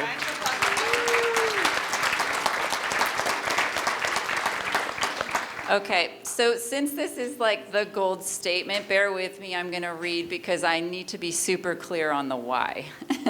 So a dedicated public funding stream would be, thank you, fairy godmother, would be great, would stabilize our providers to remain open and increase access for families while paying teachers and providers the worthy wage they deserve. 90% of a child's brain is formed before they go off to kindergarten. I'll read that again. 90% of a child's brain is formed before they go off to kindergarten. This is such a critical time that we need to provide for all families in Marin. Honoring the public good that early learning and care truly is, so it's definitely not, we shouldn't be considering it pay to play, it's a social good.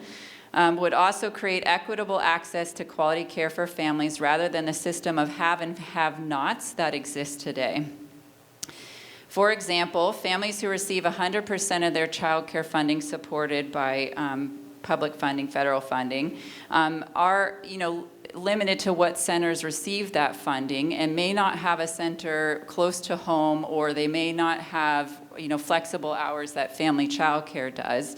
And on the flip side, families who can afford to pay for private care in centers, if the child care center has space, they have more flexibility to choose where they like their child to go that meets the best needs for their family.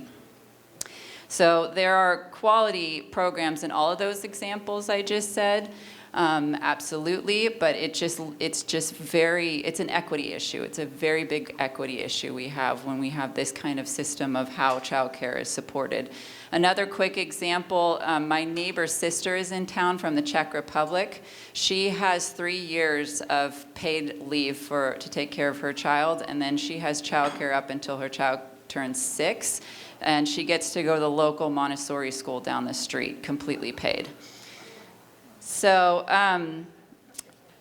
I'm just really grateful for this conversation today, for our Marin County leaders in the room. I'm impressed by the family child care providers that are here, the parents and the directors and maybe teachers that worked it out to be here today. And we have a booth, the Child Care Commission and the Child Care Council in the back, and we are here as a resource for you. Thank you.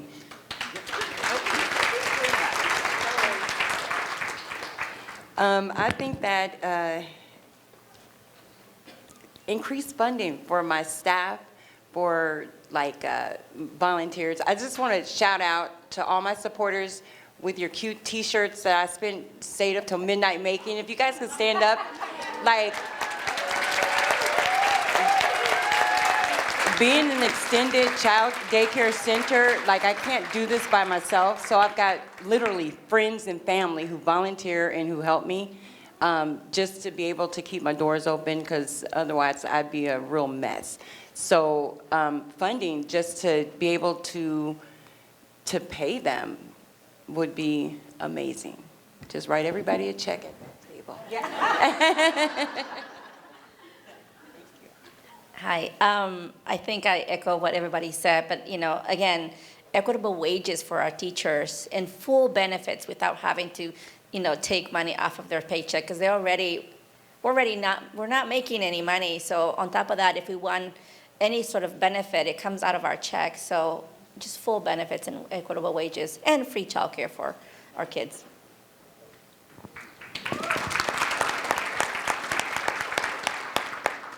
Yeah, so we're talking massive funding, and that the only place that can come is from someplace big. So, yes, I think we all know the phrase, if parents can't afford to pay, if parents can't afford to pay, teachers can't afford to stay. And I reiterate the living wage wish from the fairy godmother. If we don't have, if we expand slots and we don't have a supply of teachers to go to them, we'll be in big trouble as a culture. So I think it's just extremely important to be able to attract people to the field and to have a wonderful, diverse labor force to provide for the communities. So this morning in Marin, while we were all getting ready to come here at 8:30, there were hundreds of mothers and fathers and caregivers dropping their children off to childcare, just like you, Eric Lucan, this morning. And those children were being put into all of these different programs, this variety of programs that met those families' needs. And they're all in those childcare programs right now as we all sit here. And we have an incredible, diverse and talented workforce who are taking care of our youngest children and helping them at that 90% of brain development. And as a county, I have been a Marin Childcare Council for 25 years this year. And I've been at many of these functions where we've talked about this. But as a county, I am asking our elected officials and our community members and our business partners with power, what about this year we do it? What about this year we actually say that we will fund, and I'm talking about childcare. That's what I'm talking about, childcare. We will fund this system. We will support the teachers who are doing that work. We will support the hundreds of women of colour who are working in small businesses and family childcare homes. And it's our responsibility to do it. We're asking our business communities to join us. And finally, I just want to say, this is one part of a wonderful, beautiful childcare system that we have in this county. So thank you to all of you for being here. And thank you to all of the ECE professionals and parents in the room today.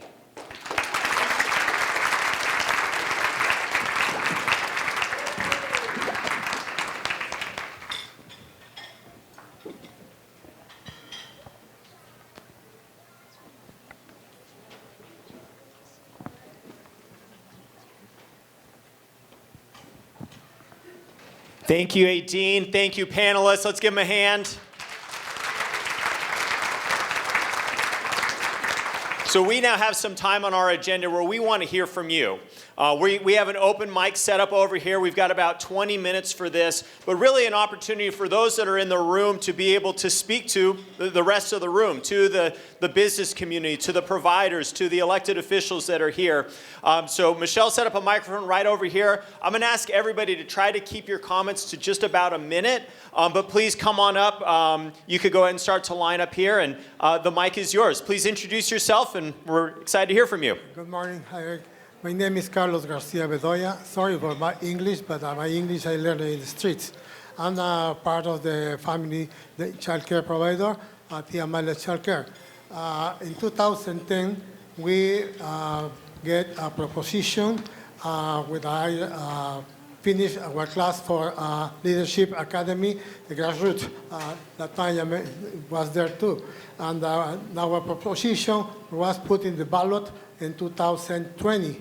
But for me, it was very sad. The people prefer get a new radios for the law enforcement and not invest in the kids. Please, if you remember this sign, no? Somebody need to take a post and please get our proposition because this is funding local dollars, Marin dollars. It's just the proposition was 1 cent for the business taxes. Please do that. Thank you. Good morning, everyone. I just want to say childcare is essential for all parents, especially single parents. I'm grateful to have Marin Child Care Council assist me with childcare. I was on the waiting list for quite a while, and when I got accepted for a child care subsidy, it changed my life tremendously. It was such a relief seeing how expensive, life can be, rent, car expenses, food, diapers, the list goes on. But I was really grateful to just get that phone call. As a single parent, a woman of color, and a first-time mother, I was just so stressed out, nervous, and I just had a lot of anxiety build up around the situation of childcare. I had just landed a new career job, and literally 3 months before I got pregnant. So I was just very stressed out how I was just going to be able to secure my job and, you know, have childcare for my new infant. So I had to go back to work literally 8 weeks after giving birth. And even though I was on the waiting list, when I got the call, it was a sense of relief from the burden of having to quit my new job that was literally a career job that would help provide for me and my new bundle of joy. My experience with Marin Child Care has been very smooth. Elsa, shout out to her, my caseworker, handles all of my paperwork. She handles all my paperwork and communication rapidly and smoothly. I haven't had one hiccup with Marin Child Care, and that is greatly appreciated because as a single mother, juggling several hats can be extremely overstimulating at times. Last thing, I just want to thank every single person in this building who makes this possible for mothers like myself to get the support needed to make life in the next generation life very sufficient. Thank you.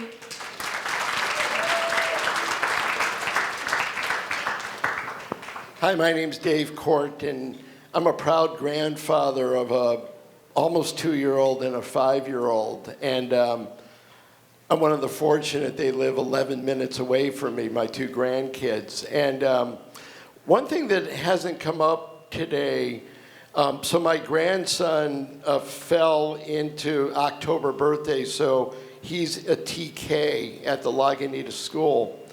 And after 2 years of preschool, that was somewhat affordable, but still very challenging for my son and daughter-in-law. So I wanted at some point this morning, because I was going to ask the panel how TK has affected our local preschools, what have been the positives of that and the challenges of that, and how are the preschools working with the local public schools. So maybe at some point this morning we could put that on the table.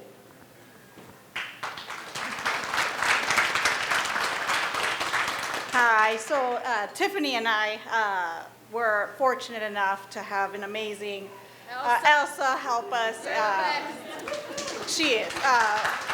We were struggling to make ends meet as working mothers, full-time working mothers with other children as well, growing up, and we came with the opportunity of getting some childcare provided for us, and she was the most helpful person to get us in this program and get us this this funding, and it has been life-changing for both of us. We both work together too, so yeah, that helps too.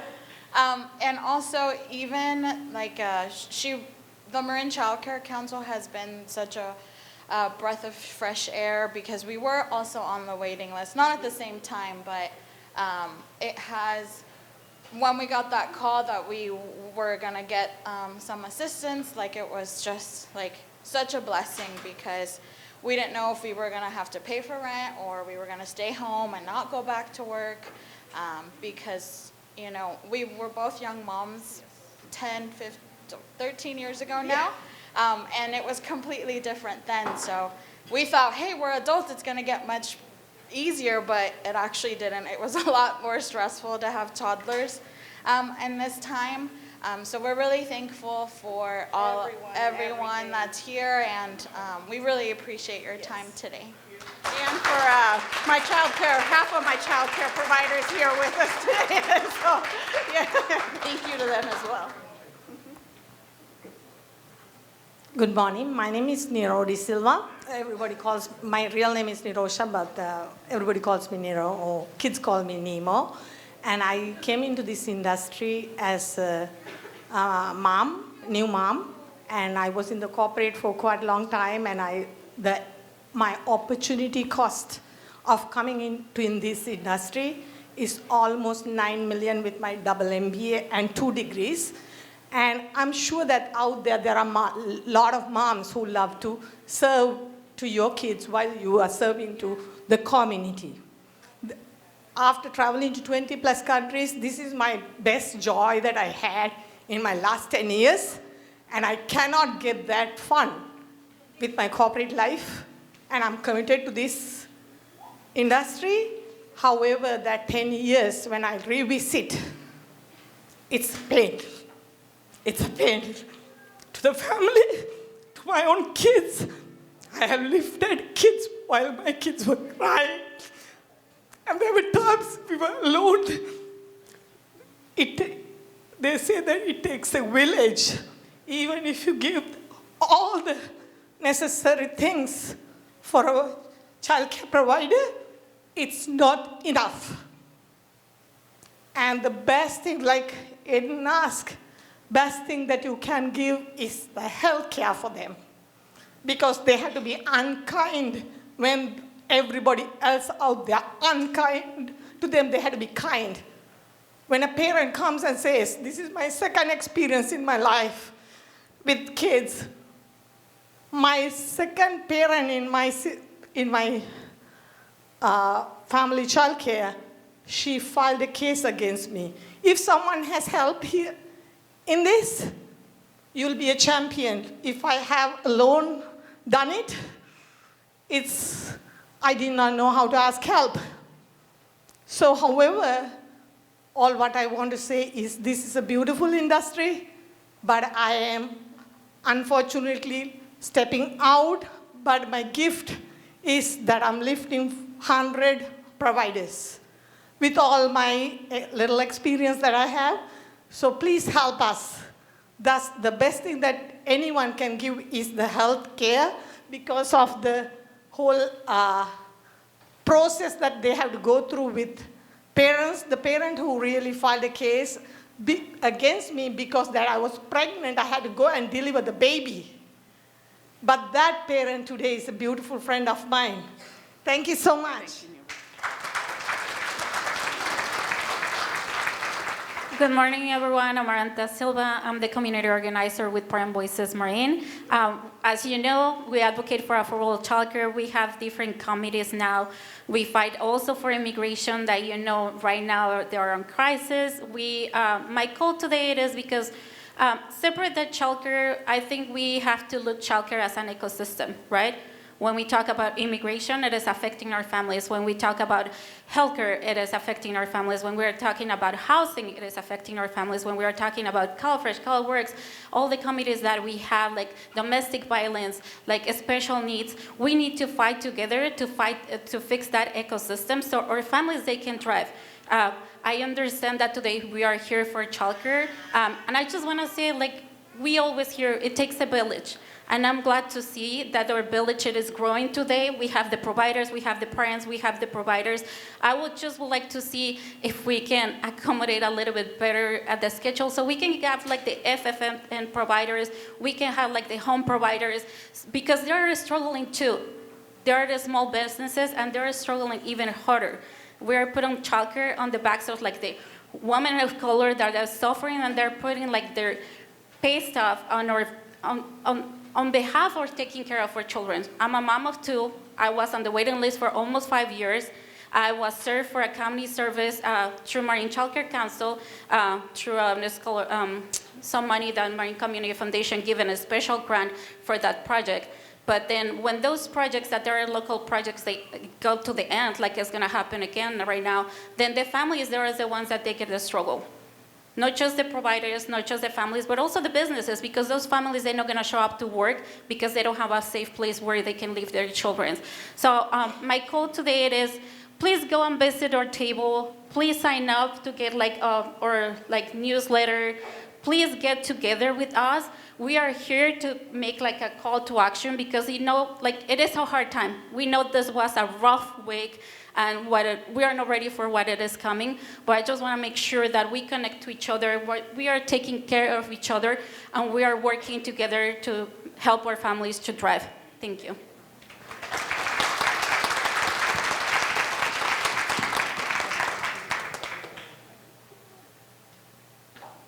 Hi, everyone. It's okay. Hi, everyone. My name is Christina Sisek. I am the VP of Programs for North Bay Children's Center. I am also a mother of two, and I have a 2-year-old at NBCC, and some of her wonderful teachers are over there right now, so I'm just so proud of them.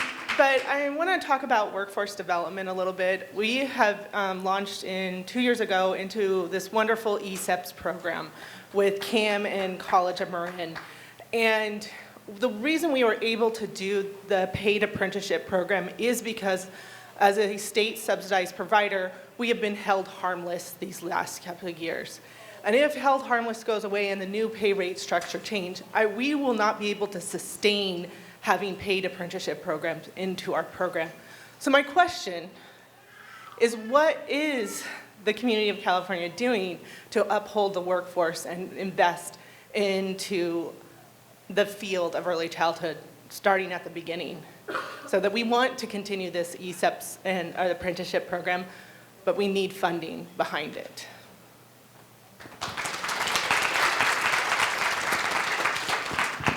Wrestle this.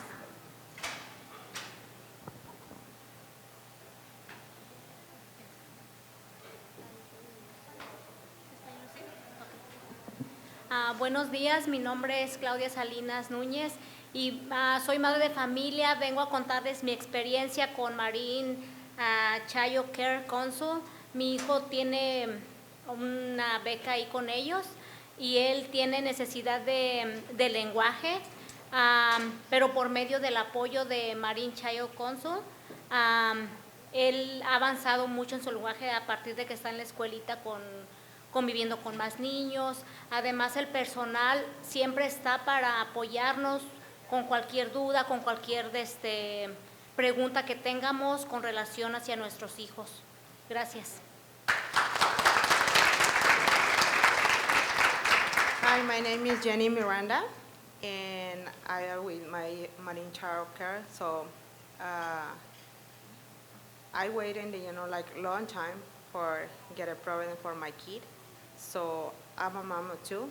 So I waited, I think, like almost 4 or 5 years. I don't remember exactly, but I try to check it out, like how it's gonna be, the list, and waiting for a long time. But when I finally get the call, like they have a space for my kid, they help me a lot because I'm working every single day. I have to be travel to San Francisco. It's very hard to stay with my kid. And this situation now is very hard for everybody, I know. And sometimes my kid is gonna be scared. Like yesterday, my kid, he has 13 years old. He's an American citizen, he's born here. He asking me, like, Mom, I have a paper? And I say, yes, this is your country, you born here. And he said, okay, because I have a lot of friends. And he asked me the big paper. If I see eyes, I can scream. And I telling him in Spanish, run away. It's hard for everybody. But I have to be, thank you, Elsa, and thank you everybody to help me. Because if not they help me, it's very impossible work. And thanks for support for everybody. Thank you. Thank you so much.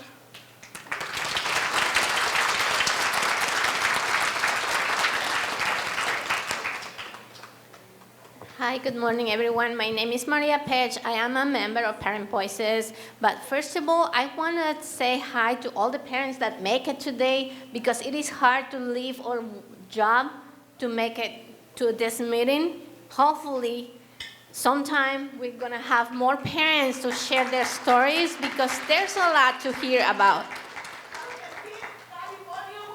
Yes. First of all, I want to share with you a story of my own. I have a daughter that she's 7 years old. She's a bilingual. She was blessed to have education, early education, so she is a bilingual student. Yesterday, she helped her first day school of a new friend in the classroom, because the friend didn't speak English. And that, I'm just sharing this because we need to know how important it is, the early education, because we have the future there.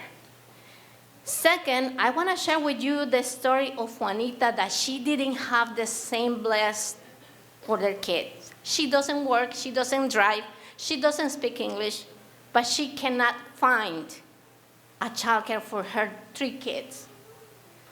They live in an apartment of 3 bedrooms, sharing with 3 families.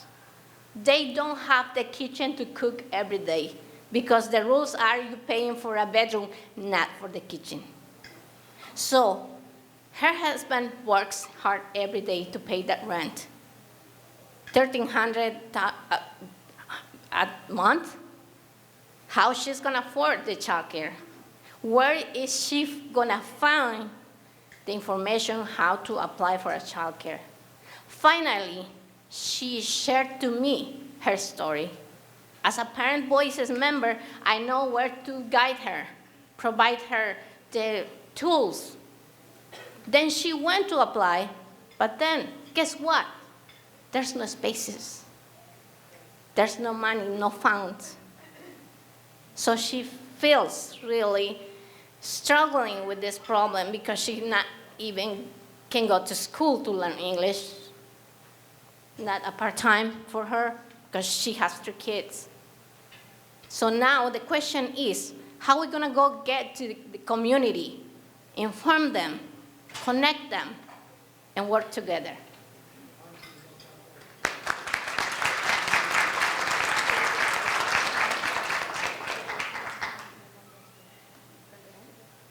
Hola, mi nombre es Loida Calderón. Dios les bendiga. I'm going to translate for her, if that's okay. My name is Loida Calderón. God bless everybody that's here. I want to thank the program Marin Child Care Council, because now my family, my kids are in a safe place, a child care safe place. I am now able to work without worries, because they're in a safe, stable place. Thank you all.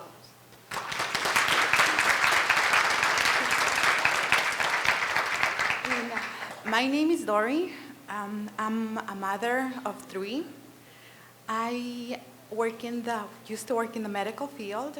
I have an 18-month-old baby who is on the waiting list right now because there's no funds, and I am not able to afford childcare. Sorry.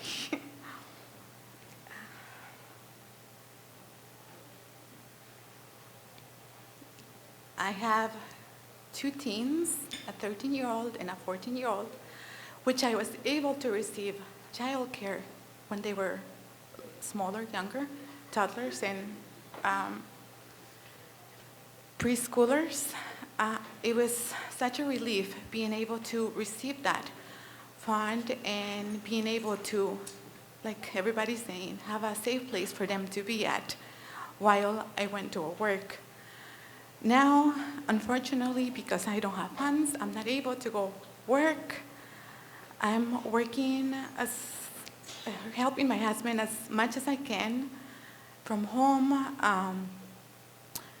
helping my dad take care of my grandmother, which is ill. She's been ill for the past 2.5 years. She had a stroke.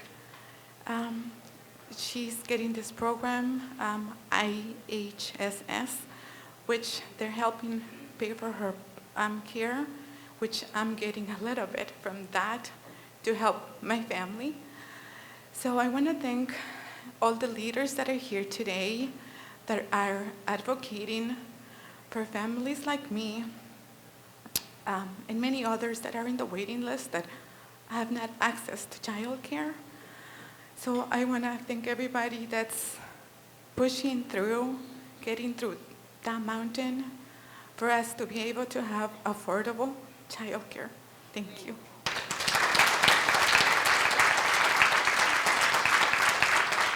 Hola. Hola, mi nombre es Magdalena Maldonado y vengo apoyando a las voces de los padres. Hello, my name is Magdalena Maldonado. I'm here supporting parent voices. Gracias a Dios, yo tengo cuidado para mis niños, pero yo quiero pedirle al gobernador que por favor no nos quite la ayuda. Thank God I have childcare, but I want to ask the governor that he please not take our help away for childcare. Porque en estos momentos el presidente que entró ahora, pues yo soy una madre inmigrante. In these moments with the new president, I am an immigrant mother. Y tengo miedo por mis hijos, que me vaya a pasar algo a mí y dejar a mis hijos. Pero como yo, hay familias luchando cada día en este país para salir adelante. Y hay muchas familias que no tienen los recursos necesarios para un cuidado como yo lo tengo. Pero yo apoyo esta organización desde hace 9 años y seguiré apoyándola por mis hijos. I am scared for my children if something happens to me.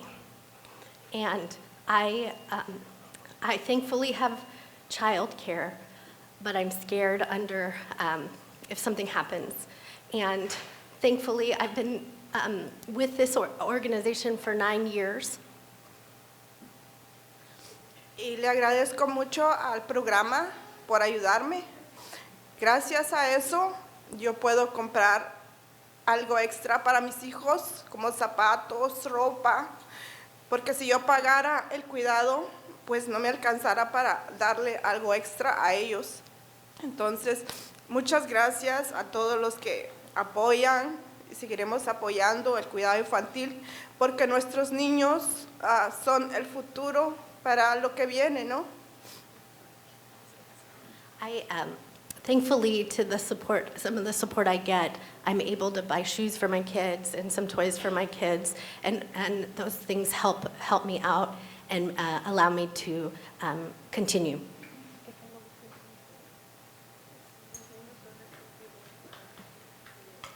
And our kids are our future for what's to come.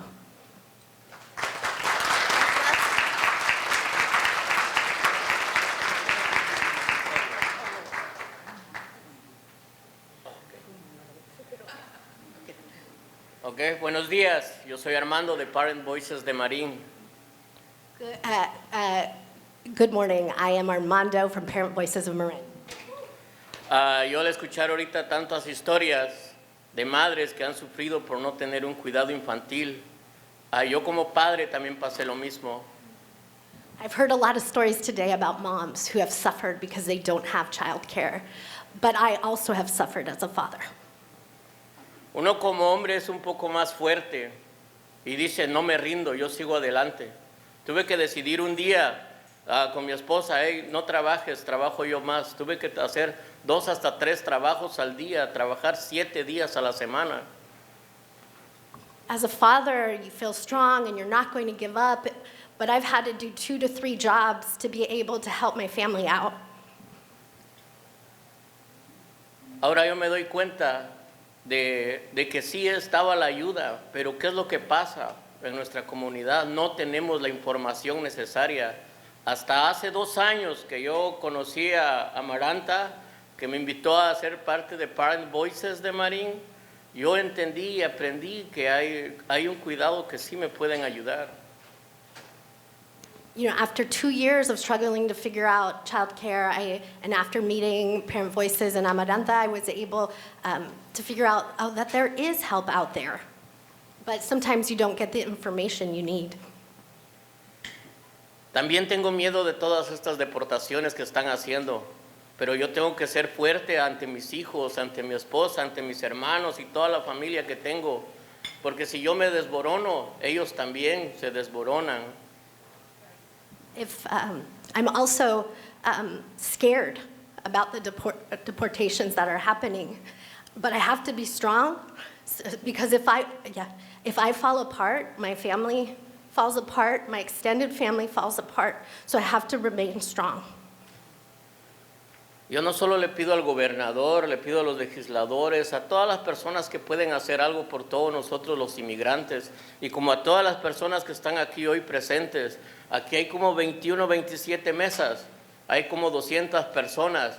Llevemos ese mensaje a todas las personas para que más personas se informen y podamos sentir ese apoyo aquí en la comunidad y que tengan un poco menos de miedo y seguir adelante, porque con Parent Voices siempre decimos, sí se puede. ¡Sí se puede!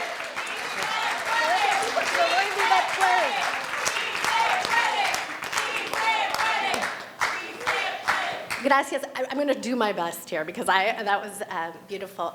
¿Me empiezas con la primera parte? Ok, mira, que todos los, que hay más de 200 personas. Eso, sí me acuerdo, ahora sí. So he was like, I just needed a reminder. He said it's not only asking our legislators or our governor, but everybody here to spread the word about what immigrants are facing in this county right now, and to spread the word and make sure people know, because we matter, and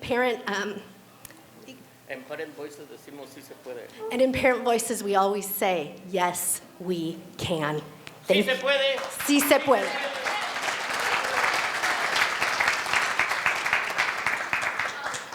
Hello, my name is Royal Starbert, and I'm Janine Wiggins. I'm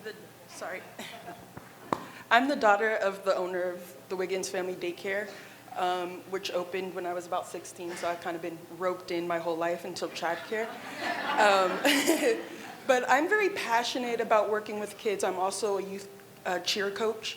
And so I just want to let you guys, I've heard all of your stories, let you guys know that the child care centers and in-home child cares are standing with you.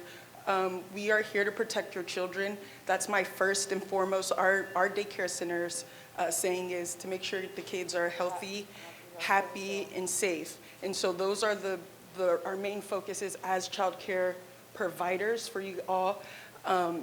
And I just wanted to say, we wanted to come up here and just kind of give you guys some positivity that we are here for you guys. And please, please say what it is that you guys are struggling with so that we can, address those issues with you guys and be able to be that support system for you. But also polish up our skills if we need to. And it starts with the kids. It's one step closer.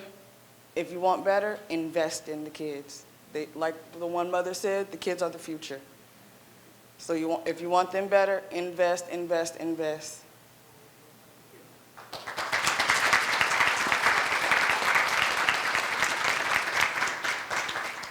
Thank you.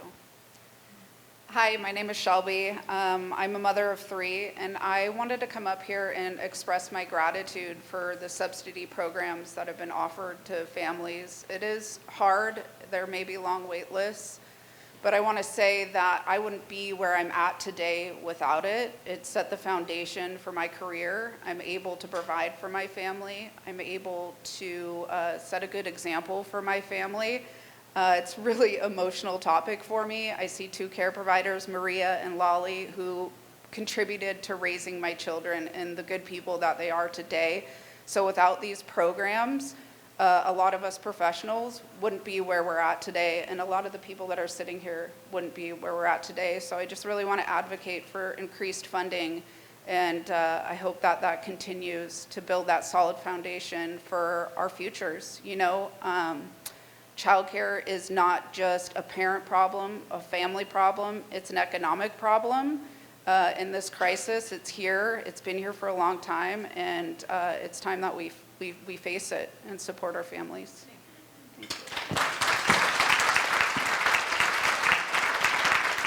Thank you.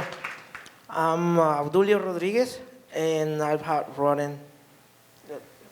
No. Y lo he escrito lo que iba a decir porque se me olvida. Y luego me pongo nervioso. Muchos padres en Marin jamás tienen cuidado de niños. I had to read what I was going to say because I get a little bit nervous. But, ¿y la primera parte? Muchos padres en Marin Muchos padres en Marin. jamás tienen cuidado de It's a long day.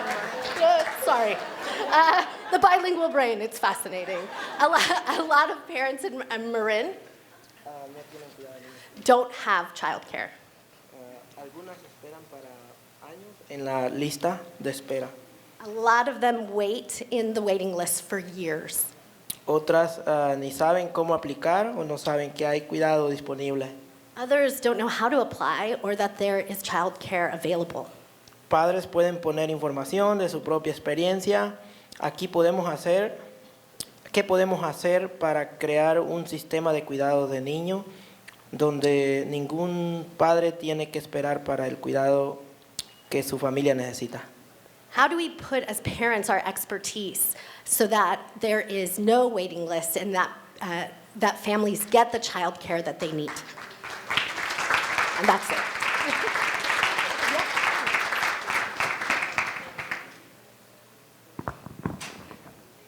Okay, I was inspired by the Wiggins family to come up here and offer their services, and I wanted to do the same, follow their step by saying, my name is Maria Alice. I'm the director of San Geronimo Child Care Center, and originally we were a child care center serving only middle to high-income families, and with a strong background in subsidized care that I've had over my 30-plus or something, Stop County career, I felt like it was my duty to change that trajectory. And so we now have our very small school, only 26 slots, so hurry up. But we are now a state subsidized program under the California State Preschool Program, and we now have 22 slots, which 15 of them have already been filled, and more to come. So, and we have a huge waiting list because we serve toddlers for the toddler age, 15 already. And so if you business people want to think with me about how we could expand, I love that. So please reach out to me. I'm at San Geronimo Child Care Center.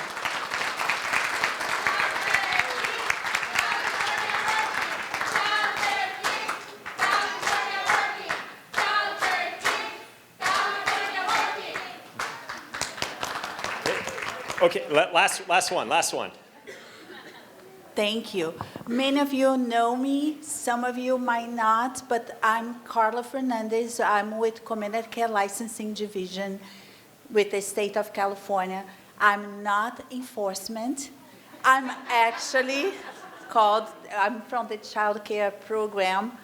And what we do is we are a free program to support your facilities. So if you have questions, if you need support under Title 22 regulations, health and safety code, training for your staff, whatever it is that you need, contact us because we are here to support you. We are a free program from the state for all of you just to support our communities. Thank you. And let's give everybody who spoke a hand as well. Thank you so much for sharing your stories, letting us hear from you. We now want to move on and get the economic perspective and the business perspective. And we are so fortunate that the business community is not just in the room and as an attendee today, but they're here as the co-host of today's event. Thank you so much to the North Bay Leadership Council for being here, for being our co-host. I can tell you going back 15 years ago when I would engage with members of the business community or with chambers of commerce or other professional networks, very rarely would the topic of childcare come up. But now when I meet with the business community and those chambers of commerce, it is one of the top things that we're talking about. Now, it's no surprise that 15 years ago, almost all of those organizations and chambers were led by men, and now they're all led by women. And I think that's very telling. And let's give that a hand. But we are so fortunate to have Joanne Webster with the North Bay Leadership Council with us today as one of today's co-hosts. I'm going to invite her up. She's going to speak and give us the economic perspective and then also lead a panel of business leaders. Welcome, Joanne.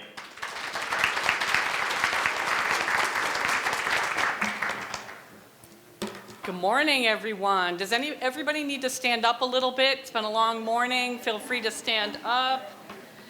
Thank you, Supervisor Lucan, for that introduction. Also, thank you for your leadership, especially in this space. It is truly remarkable. Thank you to Maria and Michelle for the invitation to participate in this really important discussion.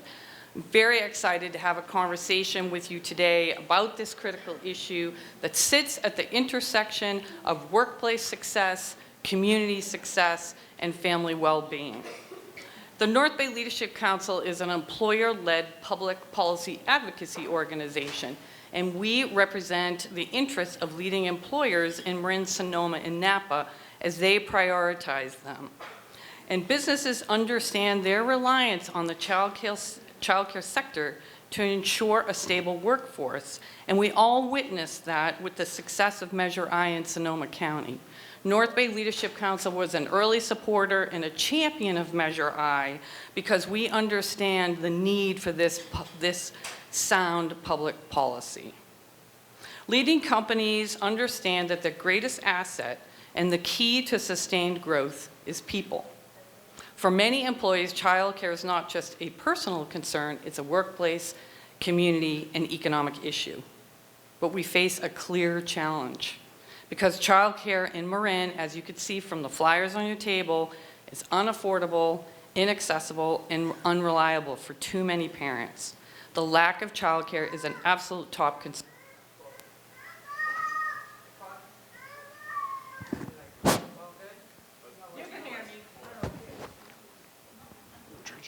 I got a big voice.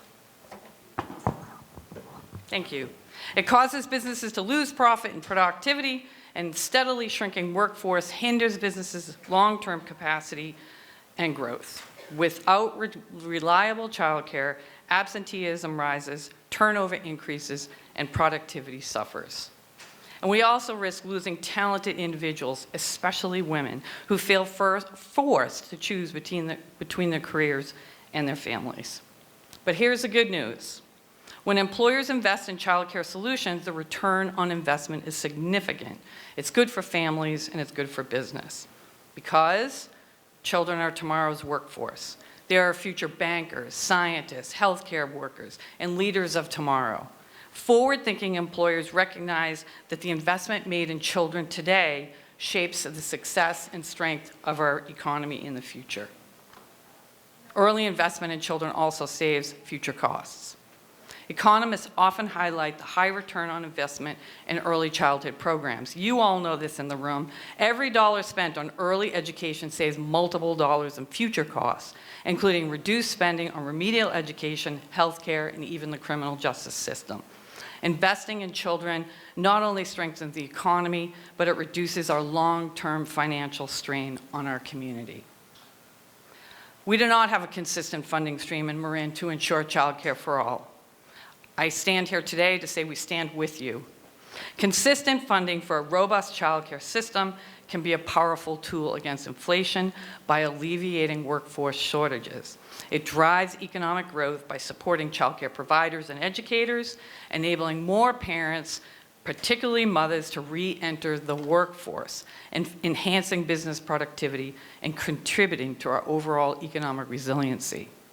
So, how do we create childcare solutions that work for both employers and employees? Our panelists will join us soon, and we're going to talk about different strategies. One, we're going to talk about offering flexible work arrangements.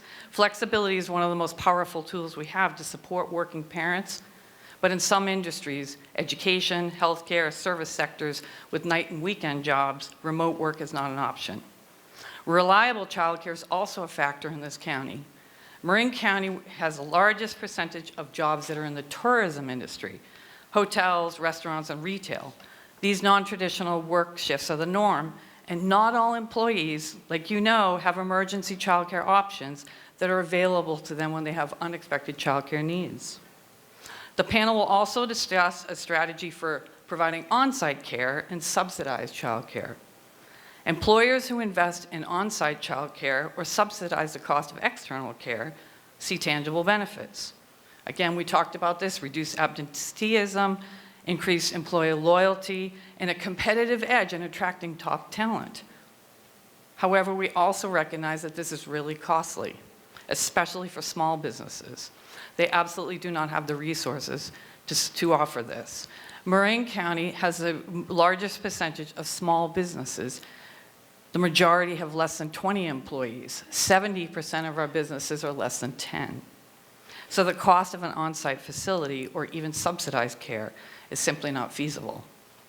We are going to address that. We're also going to talk about creating a family-friendly culture in the workplace, because we know that policies are really important, but workplace culture is where they're effective. Research shows that companies with family-friendly policies experience higher employee retention, greater productivity, and a stronger reputation in the marketplace.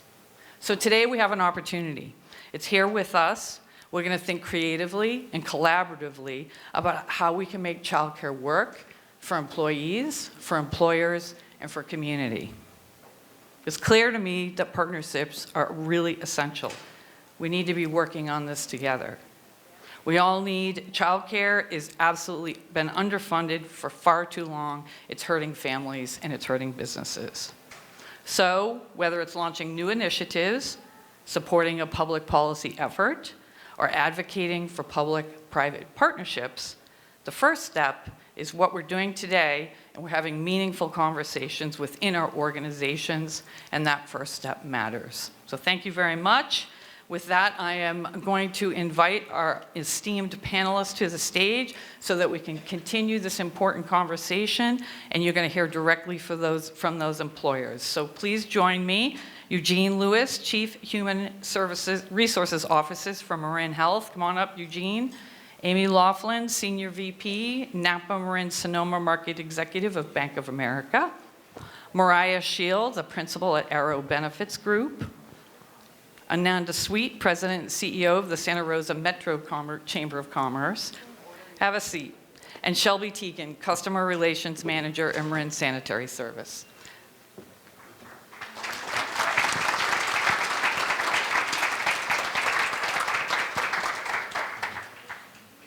Hi. Good morning. This is so exciting. I haven't met all of my panelists, so I'm absolutely delighted to see you all. Again, we only have half an hour, so I think I'm just going to jump right into this. And I'm going to start here with you, Eugene. You can introduce yourself again.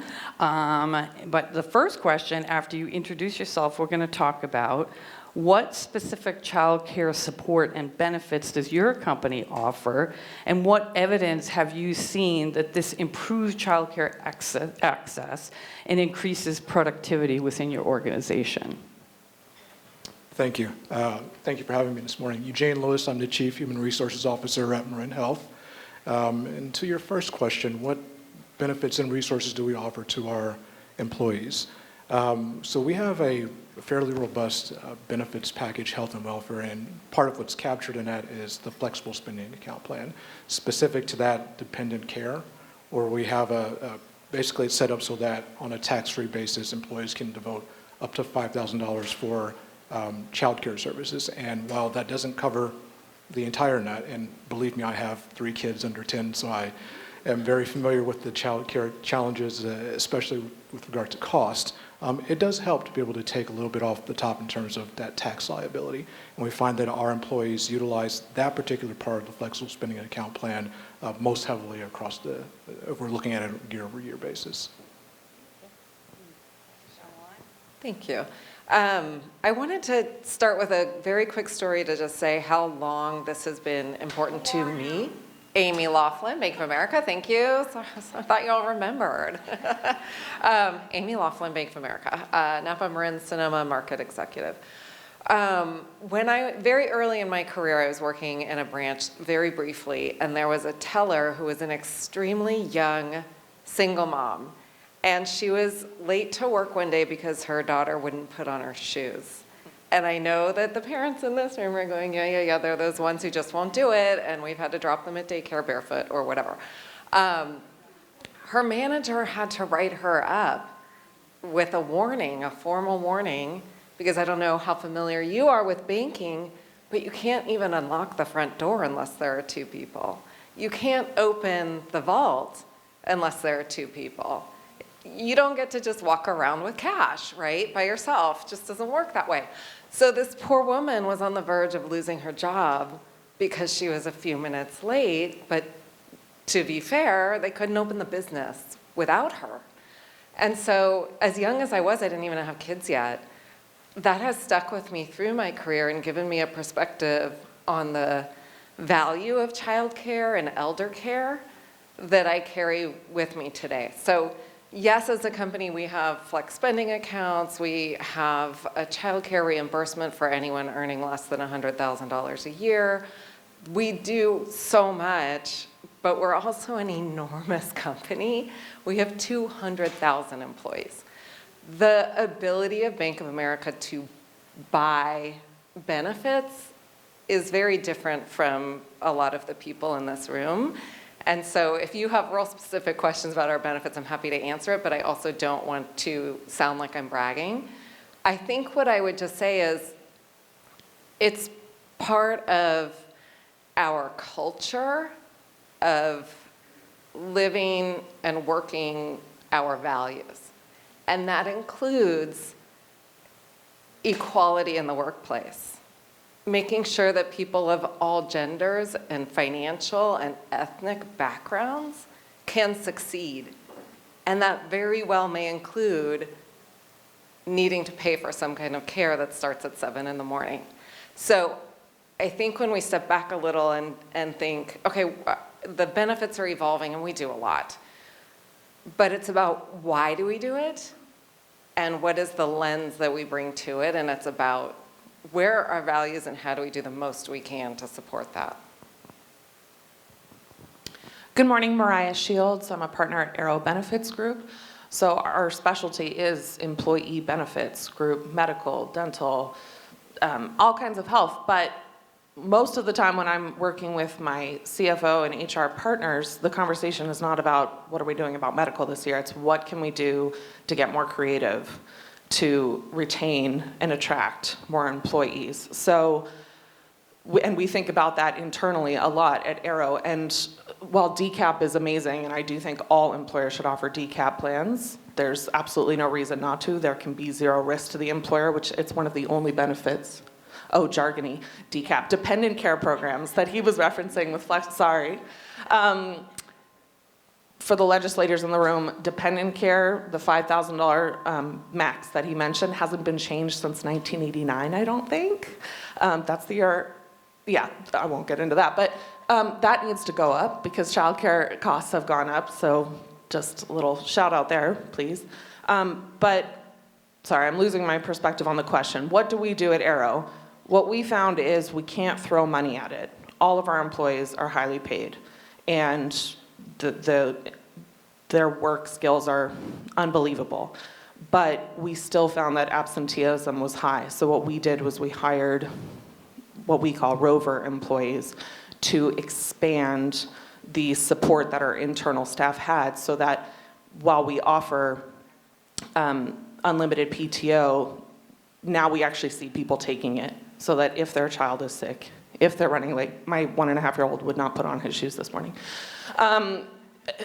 If they're running late, if they need to take the day off, if they just want a mental health day, that they have that we have the culture to allow them to say, I just need the day, and we have the staff to support them.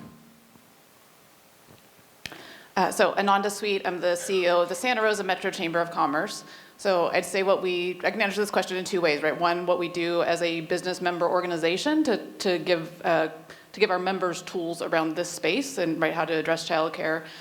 Really quickly, what we do directly, because we are a staff of 18, so we don't offer on-site childcare at the Santa Rosa Chamber of Commerce, but what we do offer, try to walk the talk as much as we can, as we're telling employers that they really should think about how they support their employees' caregiving needs. So we offer a flexible work schedule. I would also emphasize that we really start with, and what we ask our employers to start with, is surveying our employees to understand what they need, right? It's not uniform across all of our employee groups, so really understanding what is the most helpful for them. Some employees might need more money towards care, some employees might need more time off, some employees might need the tools to get back to work as quickly as they can and really be eager to do that, right? So really understanding that, so that's a piece of what we've done. And then we've really put together just, those kinds of tools. So we have surveys for employers to really understand what their employees need. We have sort of a whole menu of all of the things that you can do to help your employees, be the best care providers for their families, however they define their families and their caregiving needs when they're not in the workplace. And so that's everything from financial tools like flexible spending accounts, direct tools around increasing access to childcare, connecting them with local providers, connecting them with their local resource and referral agency. So just creating that menu of options, I think, is really helpful, and starting with, again, understanding what your employees really need and want and what would be the most impactful for them. Hi, my name is Shelby. I'm with Marin Sanitary Service. When I was first asked to be a panelist, my first thought was, I'm not right for this. We don't have specific childcare benefits. But then I did more thinking, and I realized that we do invest a lot in our employees, and we invest a lot in our families. So we don't have specific benefits for childcare, but we do invest and support public programs such as North Bay Children's Center. We have a pretty extensive employee assistance program that will assist our employees with finding quality childcare. And then we offer discretionary leave benefits that ensure job protection while an employee needs to take time either for their elderly family members or for their children. And a really robust medical benefit package that covers the entire family, right? So we're trying to support our family. And right now we are researching other options. As a older generation of employees are now retiring, we're bringing on a newer generation, and we're seeing a higher need for childcare assistance. So that is something that we're looking for. And as for impacts, I mean, it's endless. When these families and these employees are faced with childcare insecurities, it directly impacts productivity. We find that people can't show up for work, or they are late, and it's kind of a habitual thing, right? Because they don't have that reliable childcare. So one thing that we do pride ourselves on is having a family culture, and we offer flexibility. And we work one-on-one with our team to be able to provide flexibility so they're able to care for their children.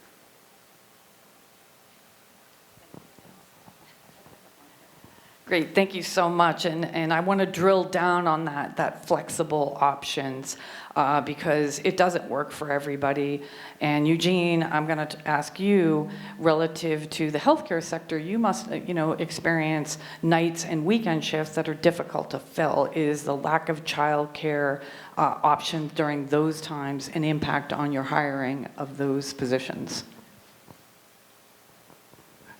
I wouldn't say it's the lack of childcare option that is really impacting that. I think it's just because the nights and weekends are traditionally just not very desirable shifts, right? Working nights is challenging. And in order to overcome that gap, we have a variety of different differentials we employ to make sure that people are feeling well compensated for those shifts. And typically individuals that take those nights and weekend shifts they have dual jobs, or they're in school, or some other combination of the two, which makes it just more desirable in addition to the differential they receive. So I wouldn't say the child care specifically is impacting our nights.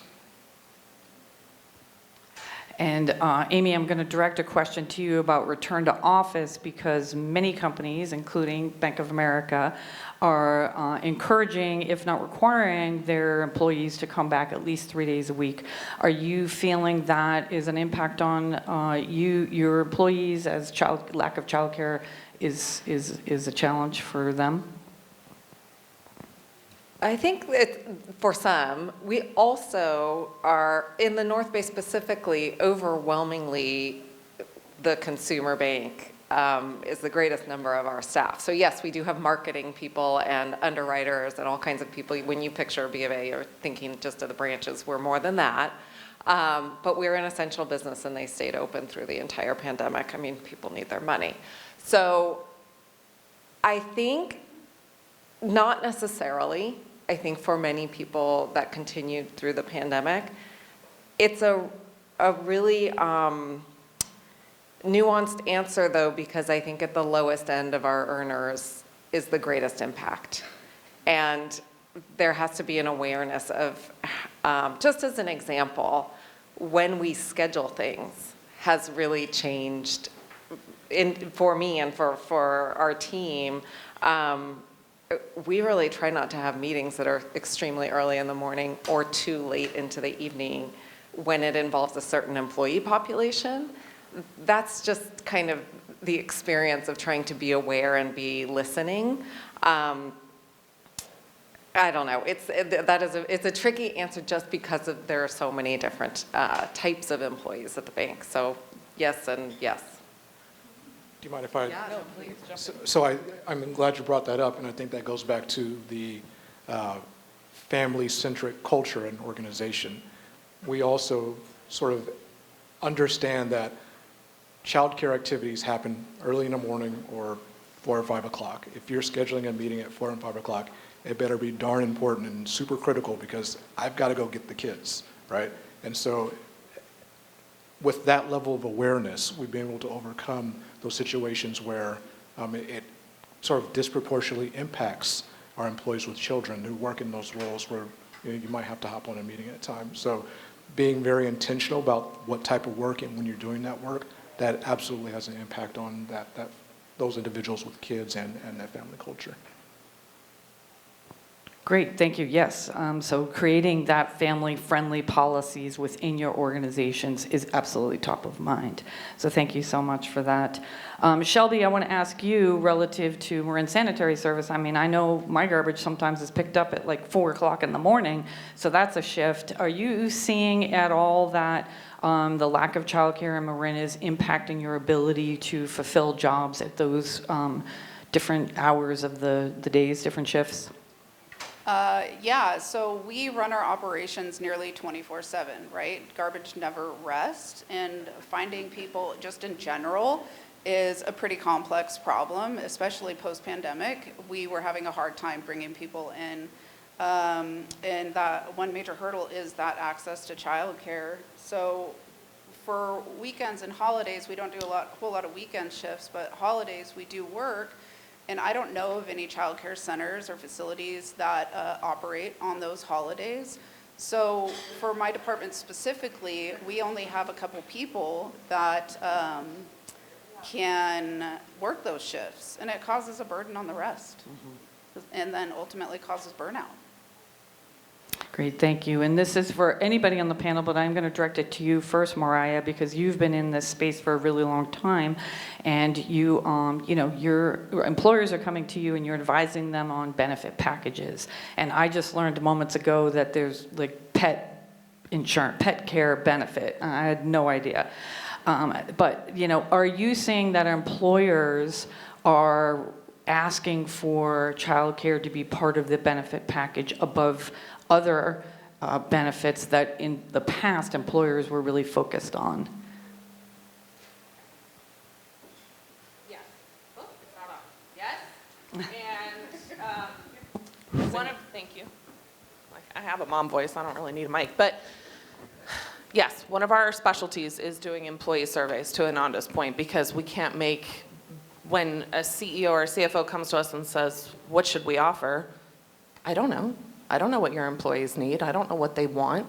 And how can I help you make the biggest impact on your investments? So we do employee surveys all the time.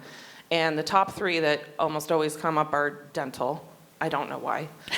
It seems like it should be. What? It's expensive. It is expensive, yes, fair enough.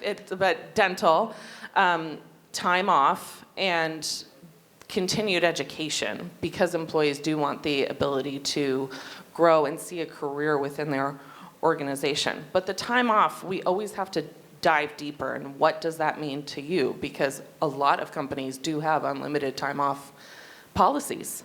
So it's still commonplace, and if employees aren't able to take it, that's why I referenced what Arrow does, because we did that internal employee survey, is why aren't you taking the time off? It's because they didn't feel like they could step away and manage the client service level that they wanted to manage, which is why we hired rovers. That was our internal solve.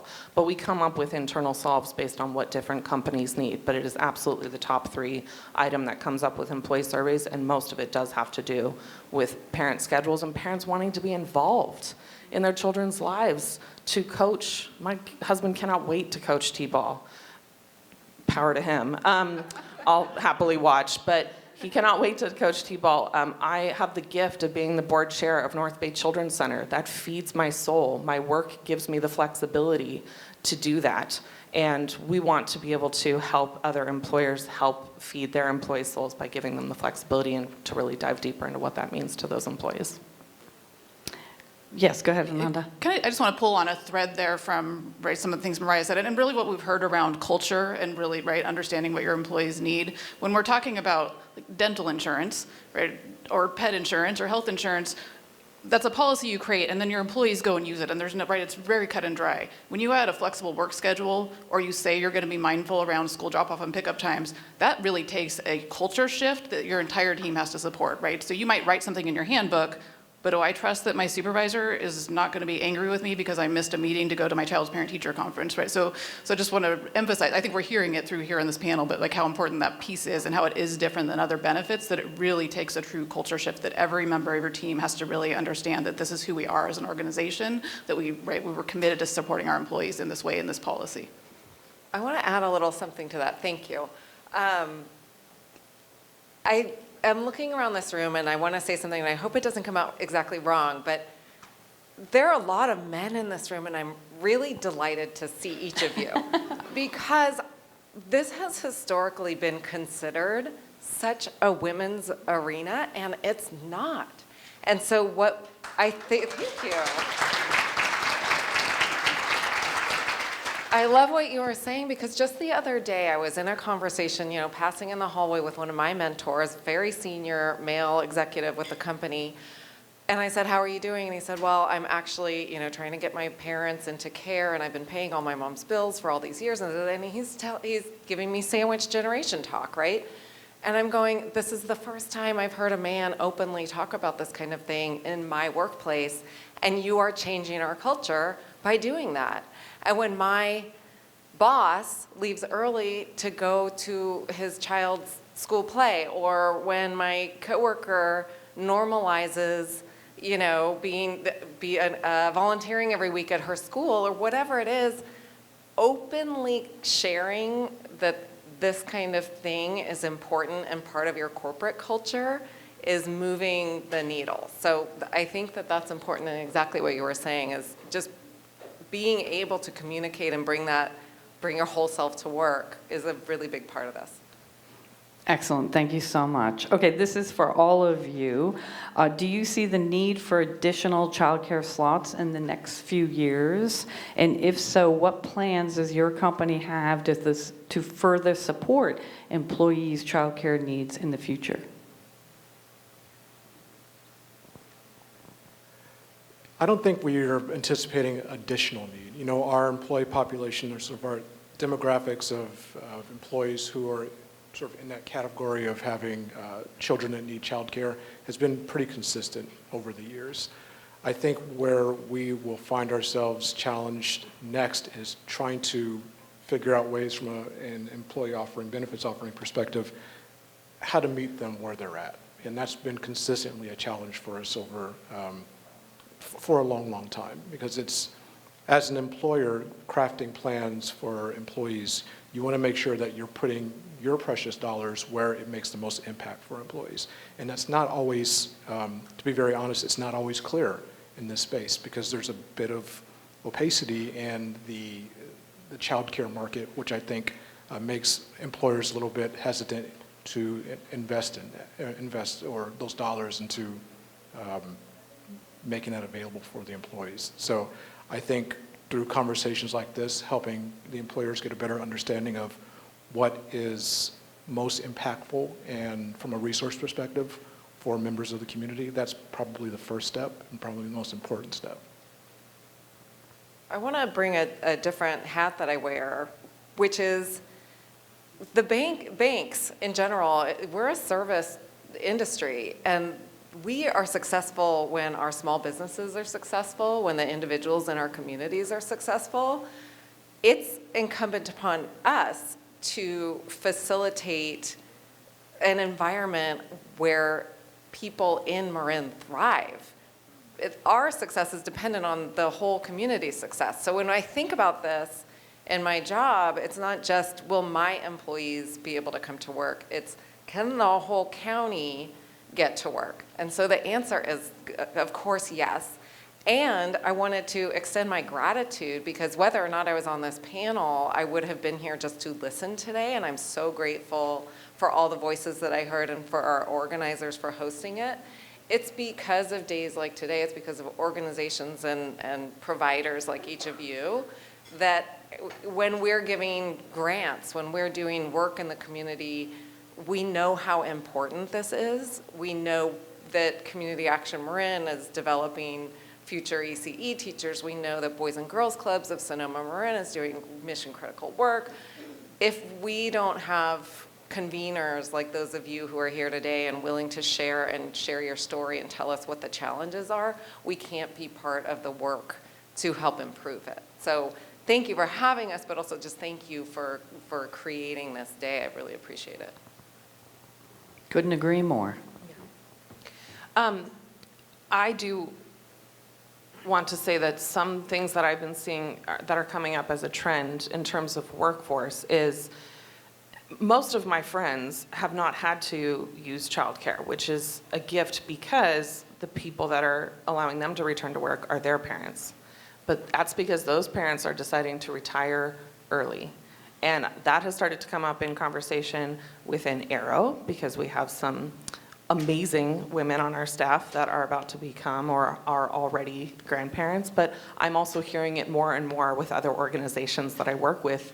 It tends to go towards grandmothers, but men are included too, that they are maybe deciding to retire early so that they can become full-time caregivers to their grandchildren, to allow their children to continue to work full-time and develop their careers. And that, to me, is interesting, but it's also, there's a risk with the knowledge that that generation is going to be leaving with, and that, again, career development is also another worthwhile investment for every business owner, because there is still, in most companies, regardless of what they do, a knowledge gap that we are seeing and that come up in surveys of what happens when my supervisor leaves. I'm not comfortable covering their desks, so on and so forth. So yes, to answer your question, and from a variety of perspectives. I do have one. Okay.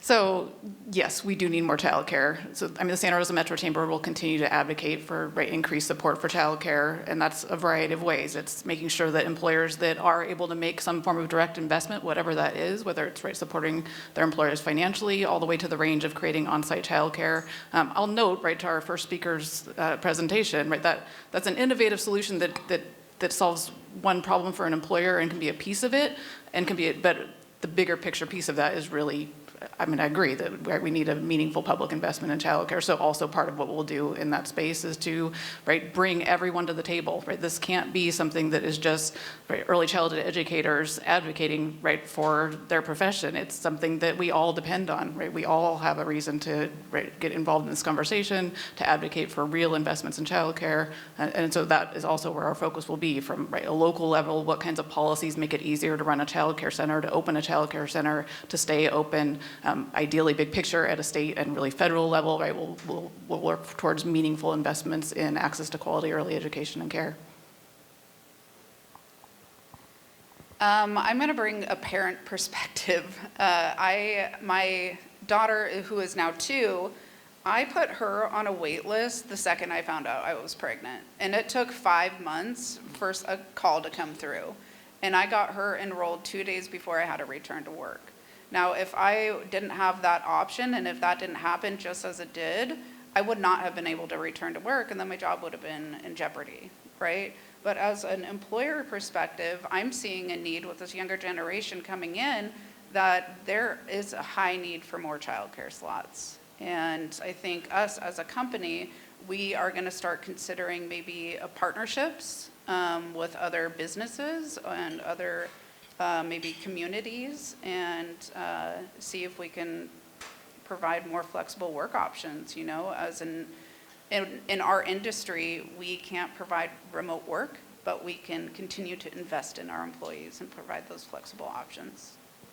Great, thank you so much. I appreciate you all. We only had 30 minutes today, so I want to just give you another minute to give any final thoughts you have on improving the childcare infrastructure here in Marin County, you know, to continue economic resiliency in the workforce. I think from my perspective, trying to understand from a root cause perspective why there seems to be a lack of access, a lack of availability. I think if we start there, start to understand why there are so few resources, whether there be regulatory or space or whatever it is, opening up that pipeline there, I think would help the entire sort of childcare market, if you will. Because if, in theory, if you have more childcare providers available in a particular area, that should help alleviate the issue. But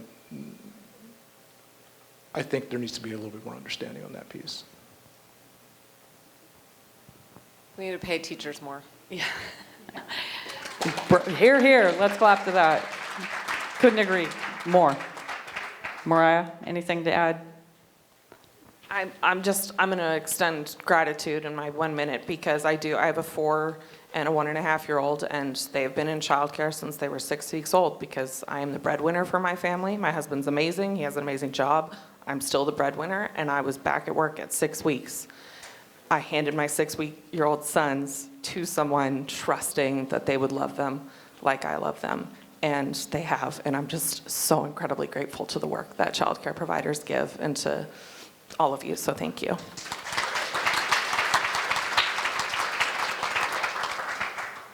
I'll just close by saying, right, how this is a huge issue, right? There are systemic challenges. It's a huge issue, but the hopefulness around that we really are seeing these conversations becoming truly not just the sector, right? Not just parents for the few years that they need the care, but all of us coming together, right? In this broad cross-sector collaborative conversations around, no, this is an issue that matters to all of us. And so I would just close on saying that, right, I'm hopeful in that, and right, that we really have to keep moving forward in this way and then move beyond conversation, move beyond talking about the problem, and then really work together as a community to move forward solutions.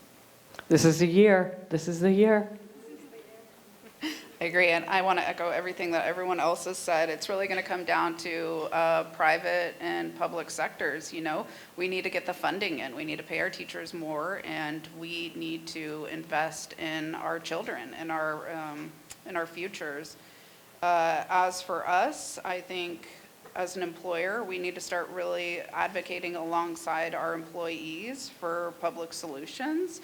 And I think being here right now, part of this forum, we're going a step in the right direction, right? Absolutely, this is the first step. So thank you so much. Thank you for your time today. Really appreciate it. Thank you for what you do in the community. Really appreciate that. As I mentioned earlier, the North Bay Leadership Council was an early supporter and a champion of Measure I up in Sonoma County. To our keynote speaker's point, we believe that employers should be here at the table and we should be advocating for public policy and funding, especially to support childcare. So here to share with you more about how Measure I was so successful in Sonoma County is Ananda Sweet, who is the CEO of the Santa Rosa Chamber. And thank you, Amanda. Thank you.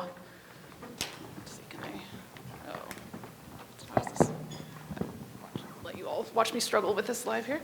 All right, so as you've heard a few times, I'm the CEO of the Santa Rosa Metro Chamber of Commerce, so that is my day job. I am also here today as the president of Our Kids, Our Future, which is a 501c4 advocacy organization that was started to move forward initiatives really to support young children and their families.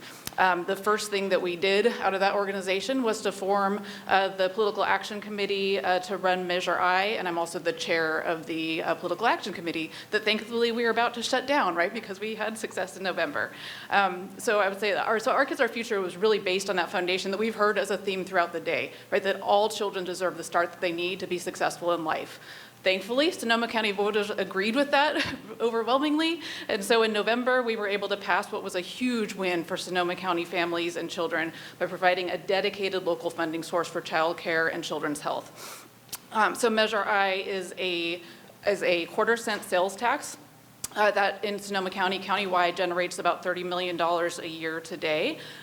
We did this as a citizens initiative, so we gathered signatures for a petition to put it on the ballot, which meant that we just needed a simple majority to pass in November. So we needed 50% plus one vote, right, to be successful in November, where if it had been put on a different way, it would have required 2/3.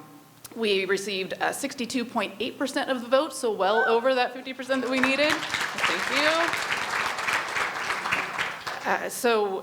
Again, we did that by starting with petitions with signatures. We gathered 29,000 signatures to get on the ballot, and then really it was these kinds of community conversations around why childcare matters. What the measure will specifically do, so 60% of that funding is focused specifically on childcare. And I'd say that we really focused in on some of the systemic level challenges, right, that we've talked about a little bit today. And so, right, because we could have just funded slots, and as we all know, there's not enough childcare and there are systemic challenges to access to care. And so that 60% is really focused in on those systemic barriers, focused on facilities, funding childcare facilities where parents live and work, and focusing on teacher pay, right? Focusing on teacher pay is huge. It is so hard to get, right, to people come in and do this critical work, and, right, we've depended on the system where we have educators who are coming in and working for poverty level wages and doing some of the most critical work in our community, right? So teacher pay was a really important piece of the solution. It will also, the other 40% is focused on access to really critical early health care services and intervention, including mental health. So those resources are, of course, huge wins for Sonoma County children and their families. As we've heard throughout the day, right, there's a clear workforce issue, so we would expect this to have a workforce impact. And right, it's a current workforce issue is what we've talked about a lot today, but it's also a future workforce issue. It's the most meaningful way that we can make an impact on the future workforce of our community, right? And you don't have to take my word from it as, right, the campaign chair for a specific ballot measure campaign or an advocate for this, right? It's been proven out by decades-long studies by well-respected economists like Dr. James Heckman, Nobel Prize-winning economist, right? We know definitively that when we invest in kids early, that, right, we see that return on investment. We see it, some of it very immediately in terms of savings in special education remediation dollars. We see it in lifelong improved health outcomes. We see it in increased self-efficiency and productivity of families. And we see it in the criminal justice system.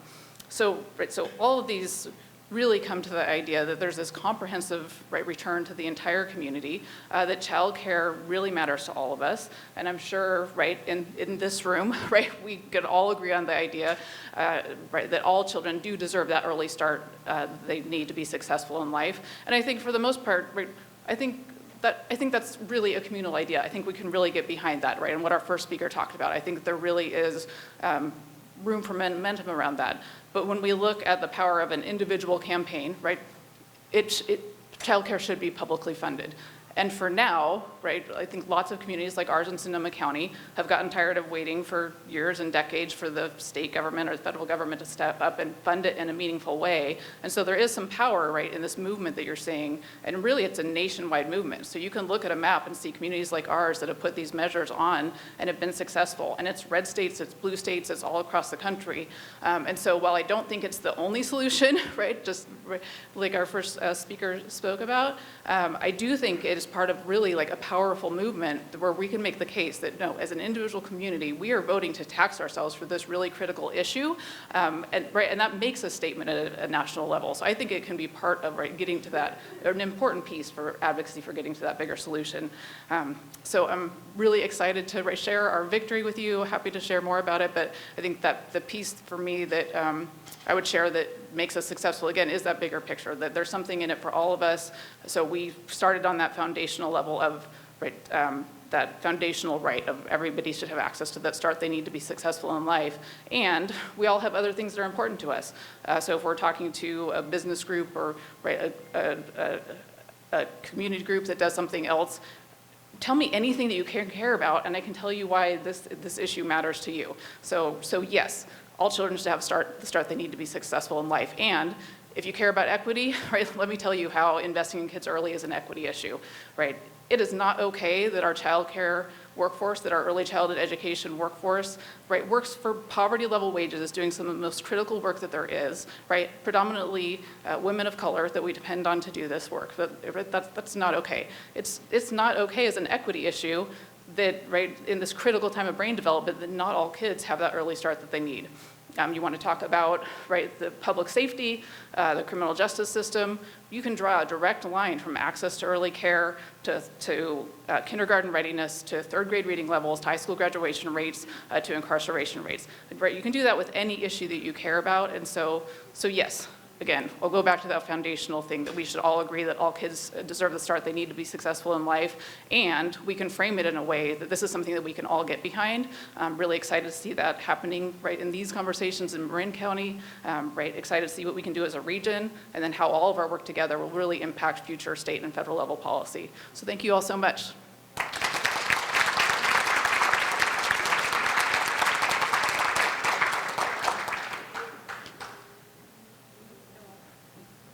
Thank you, Ananda. Thank you for all of your great work in Sonoma County and really creating a playbook for Marin to potentially follow, should they so desire. When you look at these funding measures across the Bay Area, Marin is now surrounded by neighboring counties that have adopted similar measures. Alameda County, San Francisco County, now Sonoma County. Many of you might recall in 2016 the Marin Strong Start Initiative. Many of you in this room probably worked on that initiative. At that point, that was at a 2/3 threshold. It would have brought in over $10 million a year. We came within a few thousand votes short, and that was at a 2/3 threshold. That would have brought in over $100 million over the last 8 years had that been successful. But we got very close, and we're watching what the counties around us are doing. Thank you for your efforts, and thank you for your advocacy. We've had a wonderful day, and we're going to wrap it up with some awards. So I would like to invite my fellow first 5 commissioners up to the stage here.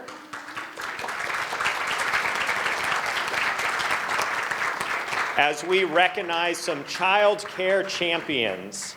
So come on up here. Everybody come on up here. I will go ahead and kick it off with the first award and then hand it over to my colleagues. But it is my honor to present as one of the child care champions to Lolly Cervantes.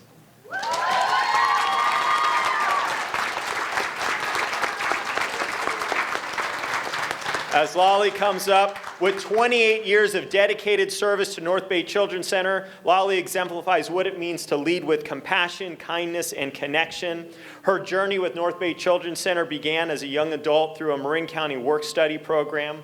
Over the years, she's worked with children of all ages, but found her true joy and calling with the infant age group. In her role as head infant teacher, she's created a welcoming and stimulating environment for North Bay Children's Center's youngest learners.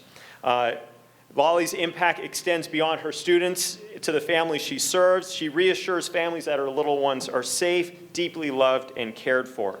Her dedication to fostering inclusivity is evident in her commitment to ensuring all cultures are represented and celebrated. Fluent in English and Spanish, Lolly forms deep, meaningful connections with families, creating a sense of belonging and community. She's working toward becoming a master teacher, a certification that will further enhance her already exceptional skills and empower Lolly to mentor and support other educators. Join me in congratulating Lolly Cervantes as a champion, child care champion.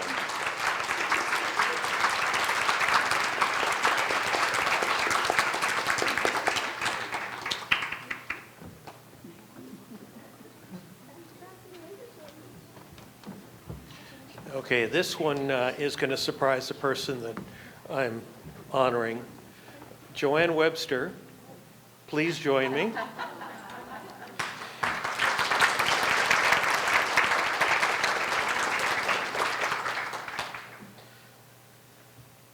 Gotta put my glasses on.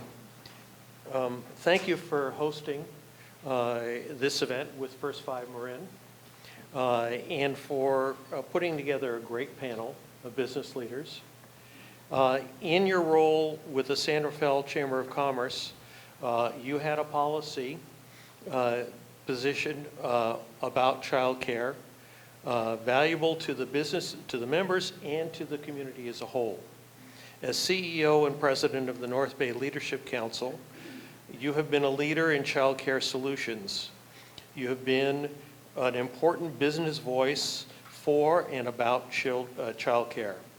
This work was then an excellent, this week, you had an excellent article about childcare in the council's newsletter.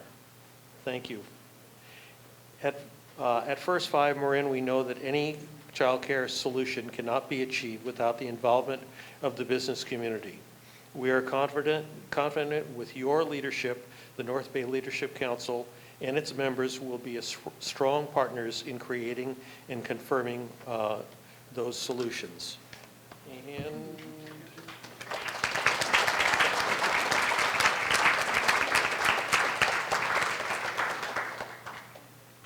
I'm absolutely honored. Thank you so much for the invitation to be here today. Thank you so much, Dave. Really appreciate it. you don't need. Oh, I stay there? You stay here. Oh, I stay right here.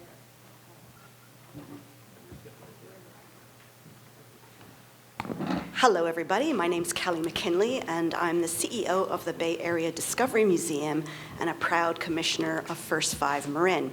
I'm scanning the room. I really hope my childcare champion is in the room.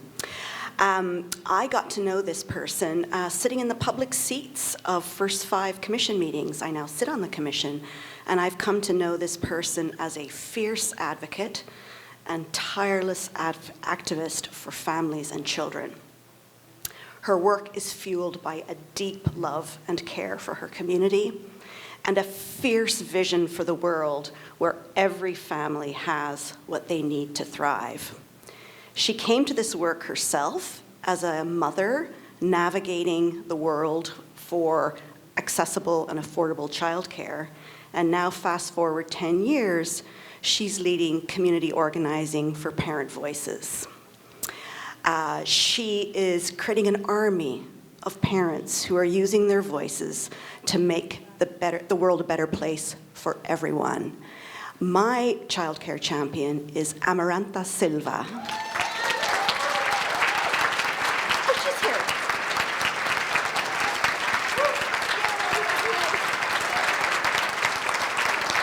I'm so glad she's here. She was high. Oh.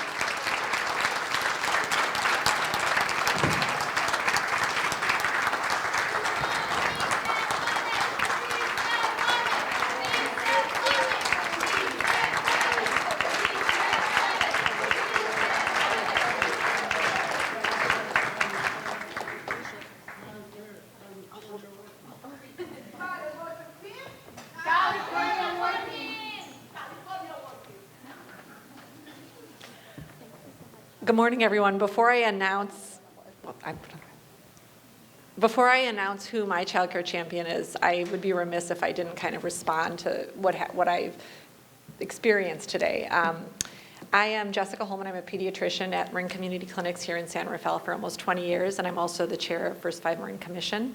I feel honored to be that. It's amazing being in this room surrounded by inspiring EC supporters from all walks of life. I started realizing the inequity in early childhood education when I had my own kids 13 years ago. I now have an 11 and 13-year-old daughter. Both my husband and I work outside the home, and we have no family close by to help us. I realized the privilege I had where, like Aideen said, I had the ability to pay for and choose what worked best for my family. I knew the majority of my patients, and some I've seen here today, didn't have this opportunity, didn't have this privilege. And some of them, a lot of them would talked to me about the childcare that they had to put their kids in, and it was definitely not quality, and it really broke my heart. But I didn't know how to make any changes. All I could do at the time is give the resources and the sympathy and the resources like the Marin Child Care Council. And I just feel really invigorated learning this week in an LCAN meeting and being here today, knowing that there's so many amazing people out here and that everyone's really inspired for change. So I just want to applaud everyone in the room. It's really inspiring. Now, getting to my child care champion, it's Christina Foss. Come on up here, Christina.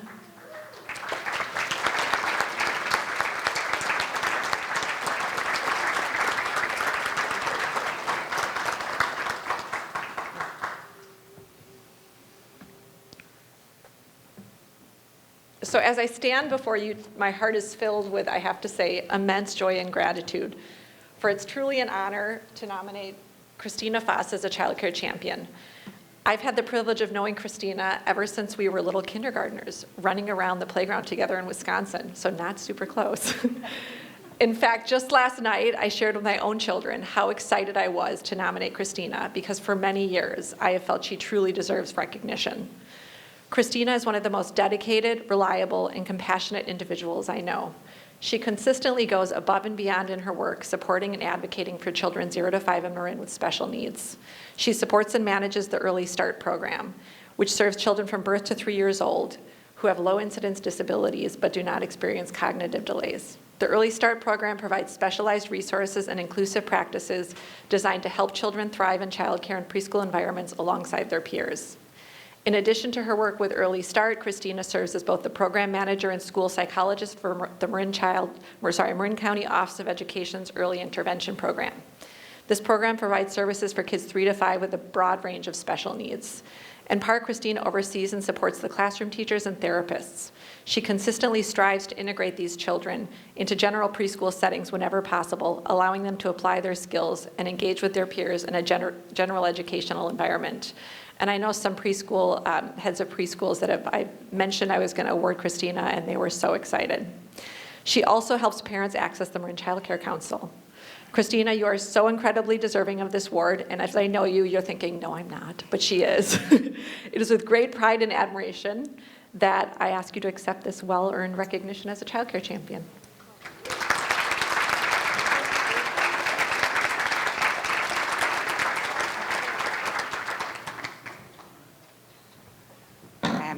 Hi again, everybody. I did have something written down, but I didn't bring it, and I feel very not as good as the rest of our commissioners here. My champion is not here, so I am very disappointed, but I do want to say a few things about her. Since I have known her since I started working in early childhood education, which is about 28 years ago, she is not a champion, she is a fierce advocate for our low-income community, for childcare, for our ECE world. She has served on the Marin County Child Care Commission for many, many years. She's a part of the Subsidized Directors Group, which is a group who support all the state-funded programs. The past year and a half, she has had such resiliency and just fire to fight a fight that she shouldn't have been fighting. And she did it not for herself, but for her community and the children and families that she serves. I saw some awful things during that time, and I was shocked and horrified that one of our advocates in the field could have to face some of the challenges she had to face through our community and through media. But she fought it, and she won. And I really am truly inspired by her every day. So my award goes to Heidi Tomsky from Fairfax San Anselmo Children's Center. As I said, she's not here, but I really wanted the recognition out there because she fought hard for our community and she deserves recognition.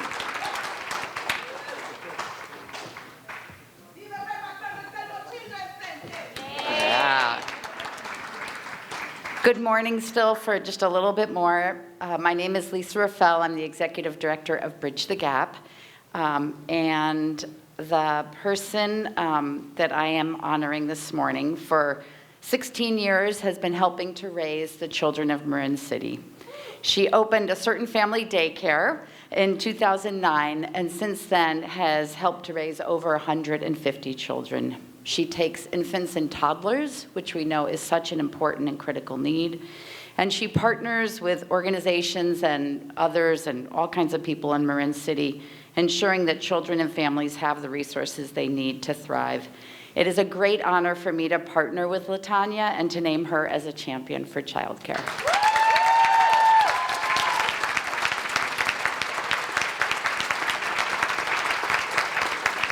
And I forgot to include the 4 a.m. to 10 p.m.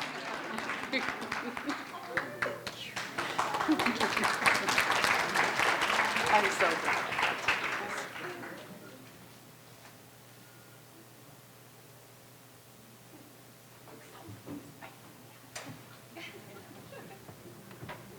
Hello. I may be the last thing standing between everybody and lunch, so I'm going to be brief. I'm Carrie Bierman. I'm the Social Services Director for the county, and I was just really impressed with all the panelists and speakers and presentations today.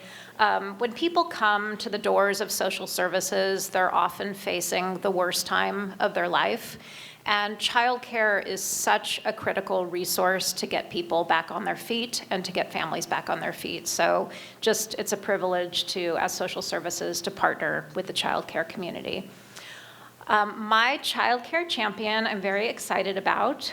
She needs no introduction. She was instrumental in the forum today. She's well known to the community. You've heard about her 25 years of service to the local community. You've heard about her organization and all that they do as far as resources, advocacy, training, et cetera, all things needed. Something that stands out to me about this person is during COVID, it was eye on the prize, laser focus. So this person not only was instrumental in keeping childcare running in Marin during the pandemic, but also when all of us were swirling and confused and stressed, this person really kept childcare and the issues front and center for all of us from a policy perspective. This person is a visionary, she's an equity champion, and I know I speak for the entire First Five Commission when I say that we are honored to serve with Aideen Gademore.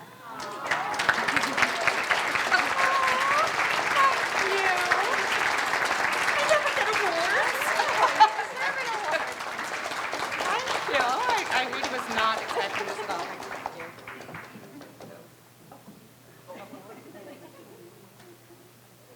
Okay, I'm actually back up again for another one. Yes, because there was a commissioner's absent who had another person, so I don't have the speech, but I will say that this community member actually was one of my mentors when I first started in the field, when I started working in a childcare centre, because that's what I did when I first got to America. I was working in Marin in a childcare centre.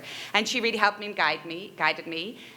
But she has helped and guided hundreds and thousands of ECE professionals in this county through her term. She is recently retired, so she's enjoying a new life where she doesn't have to listen to me go, yeah, yeah, yeah, and listen to all of the rest of us. But she's still a big part in our community and continues to serve on the Marin County Childcare Commission, which is our local planning council for childcare. So today I would like to honour Peggy Dodge.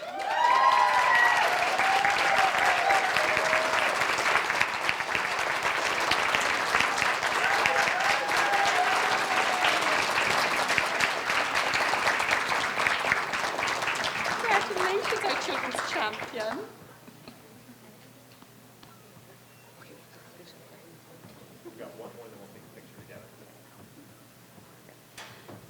I will be brief. Voy a ser bien escueta, pero quiero primero pedir perdón que nuestra interpretación no llegó hoy día y les juro que eso nunca más va a pasar. I want to just acknowledge that our interpretation failed this morning, and as a bilingual learner, as a person who came to this country, didn't speak English, that is a big failure on our part, and I just want to acknowledge it will not happen again. But in the spirit of this, I want to acknowledge a fierce warrior for access to information, a fierce warrior for childcare, and a fierce warrior who's come up against so much scrutiny around the Fairfax San Anselmo Children's Center fight, and she never never gave up. And today, when she saw that there was not an interpretation ready, she went into full advocate gear and she was out there interpreting at the table. Can I please have Florencia Parada Sherwinger?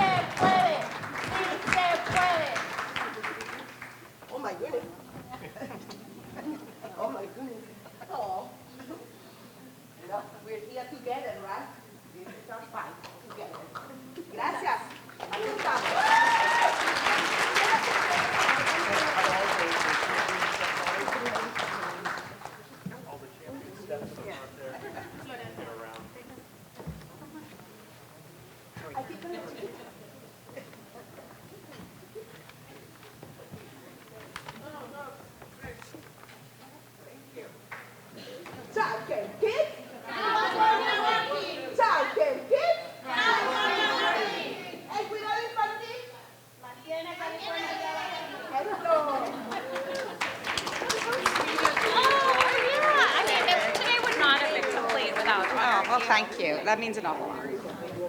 Thank you, everyone. That is the end of our program. Thank you for spending your morning with us. Stick around if you want to chat. And thank you. Have a wonderful time.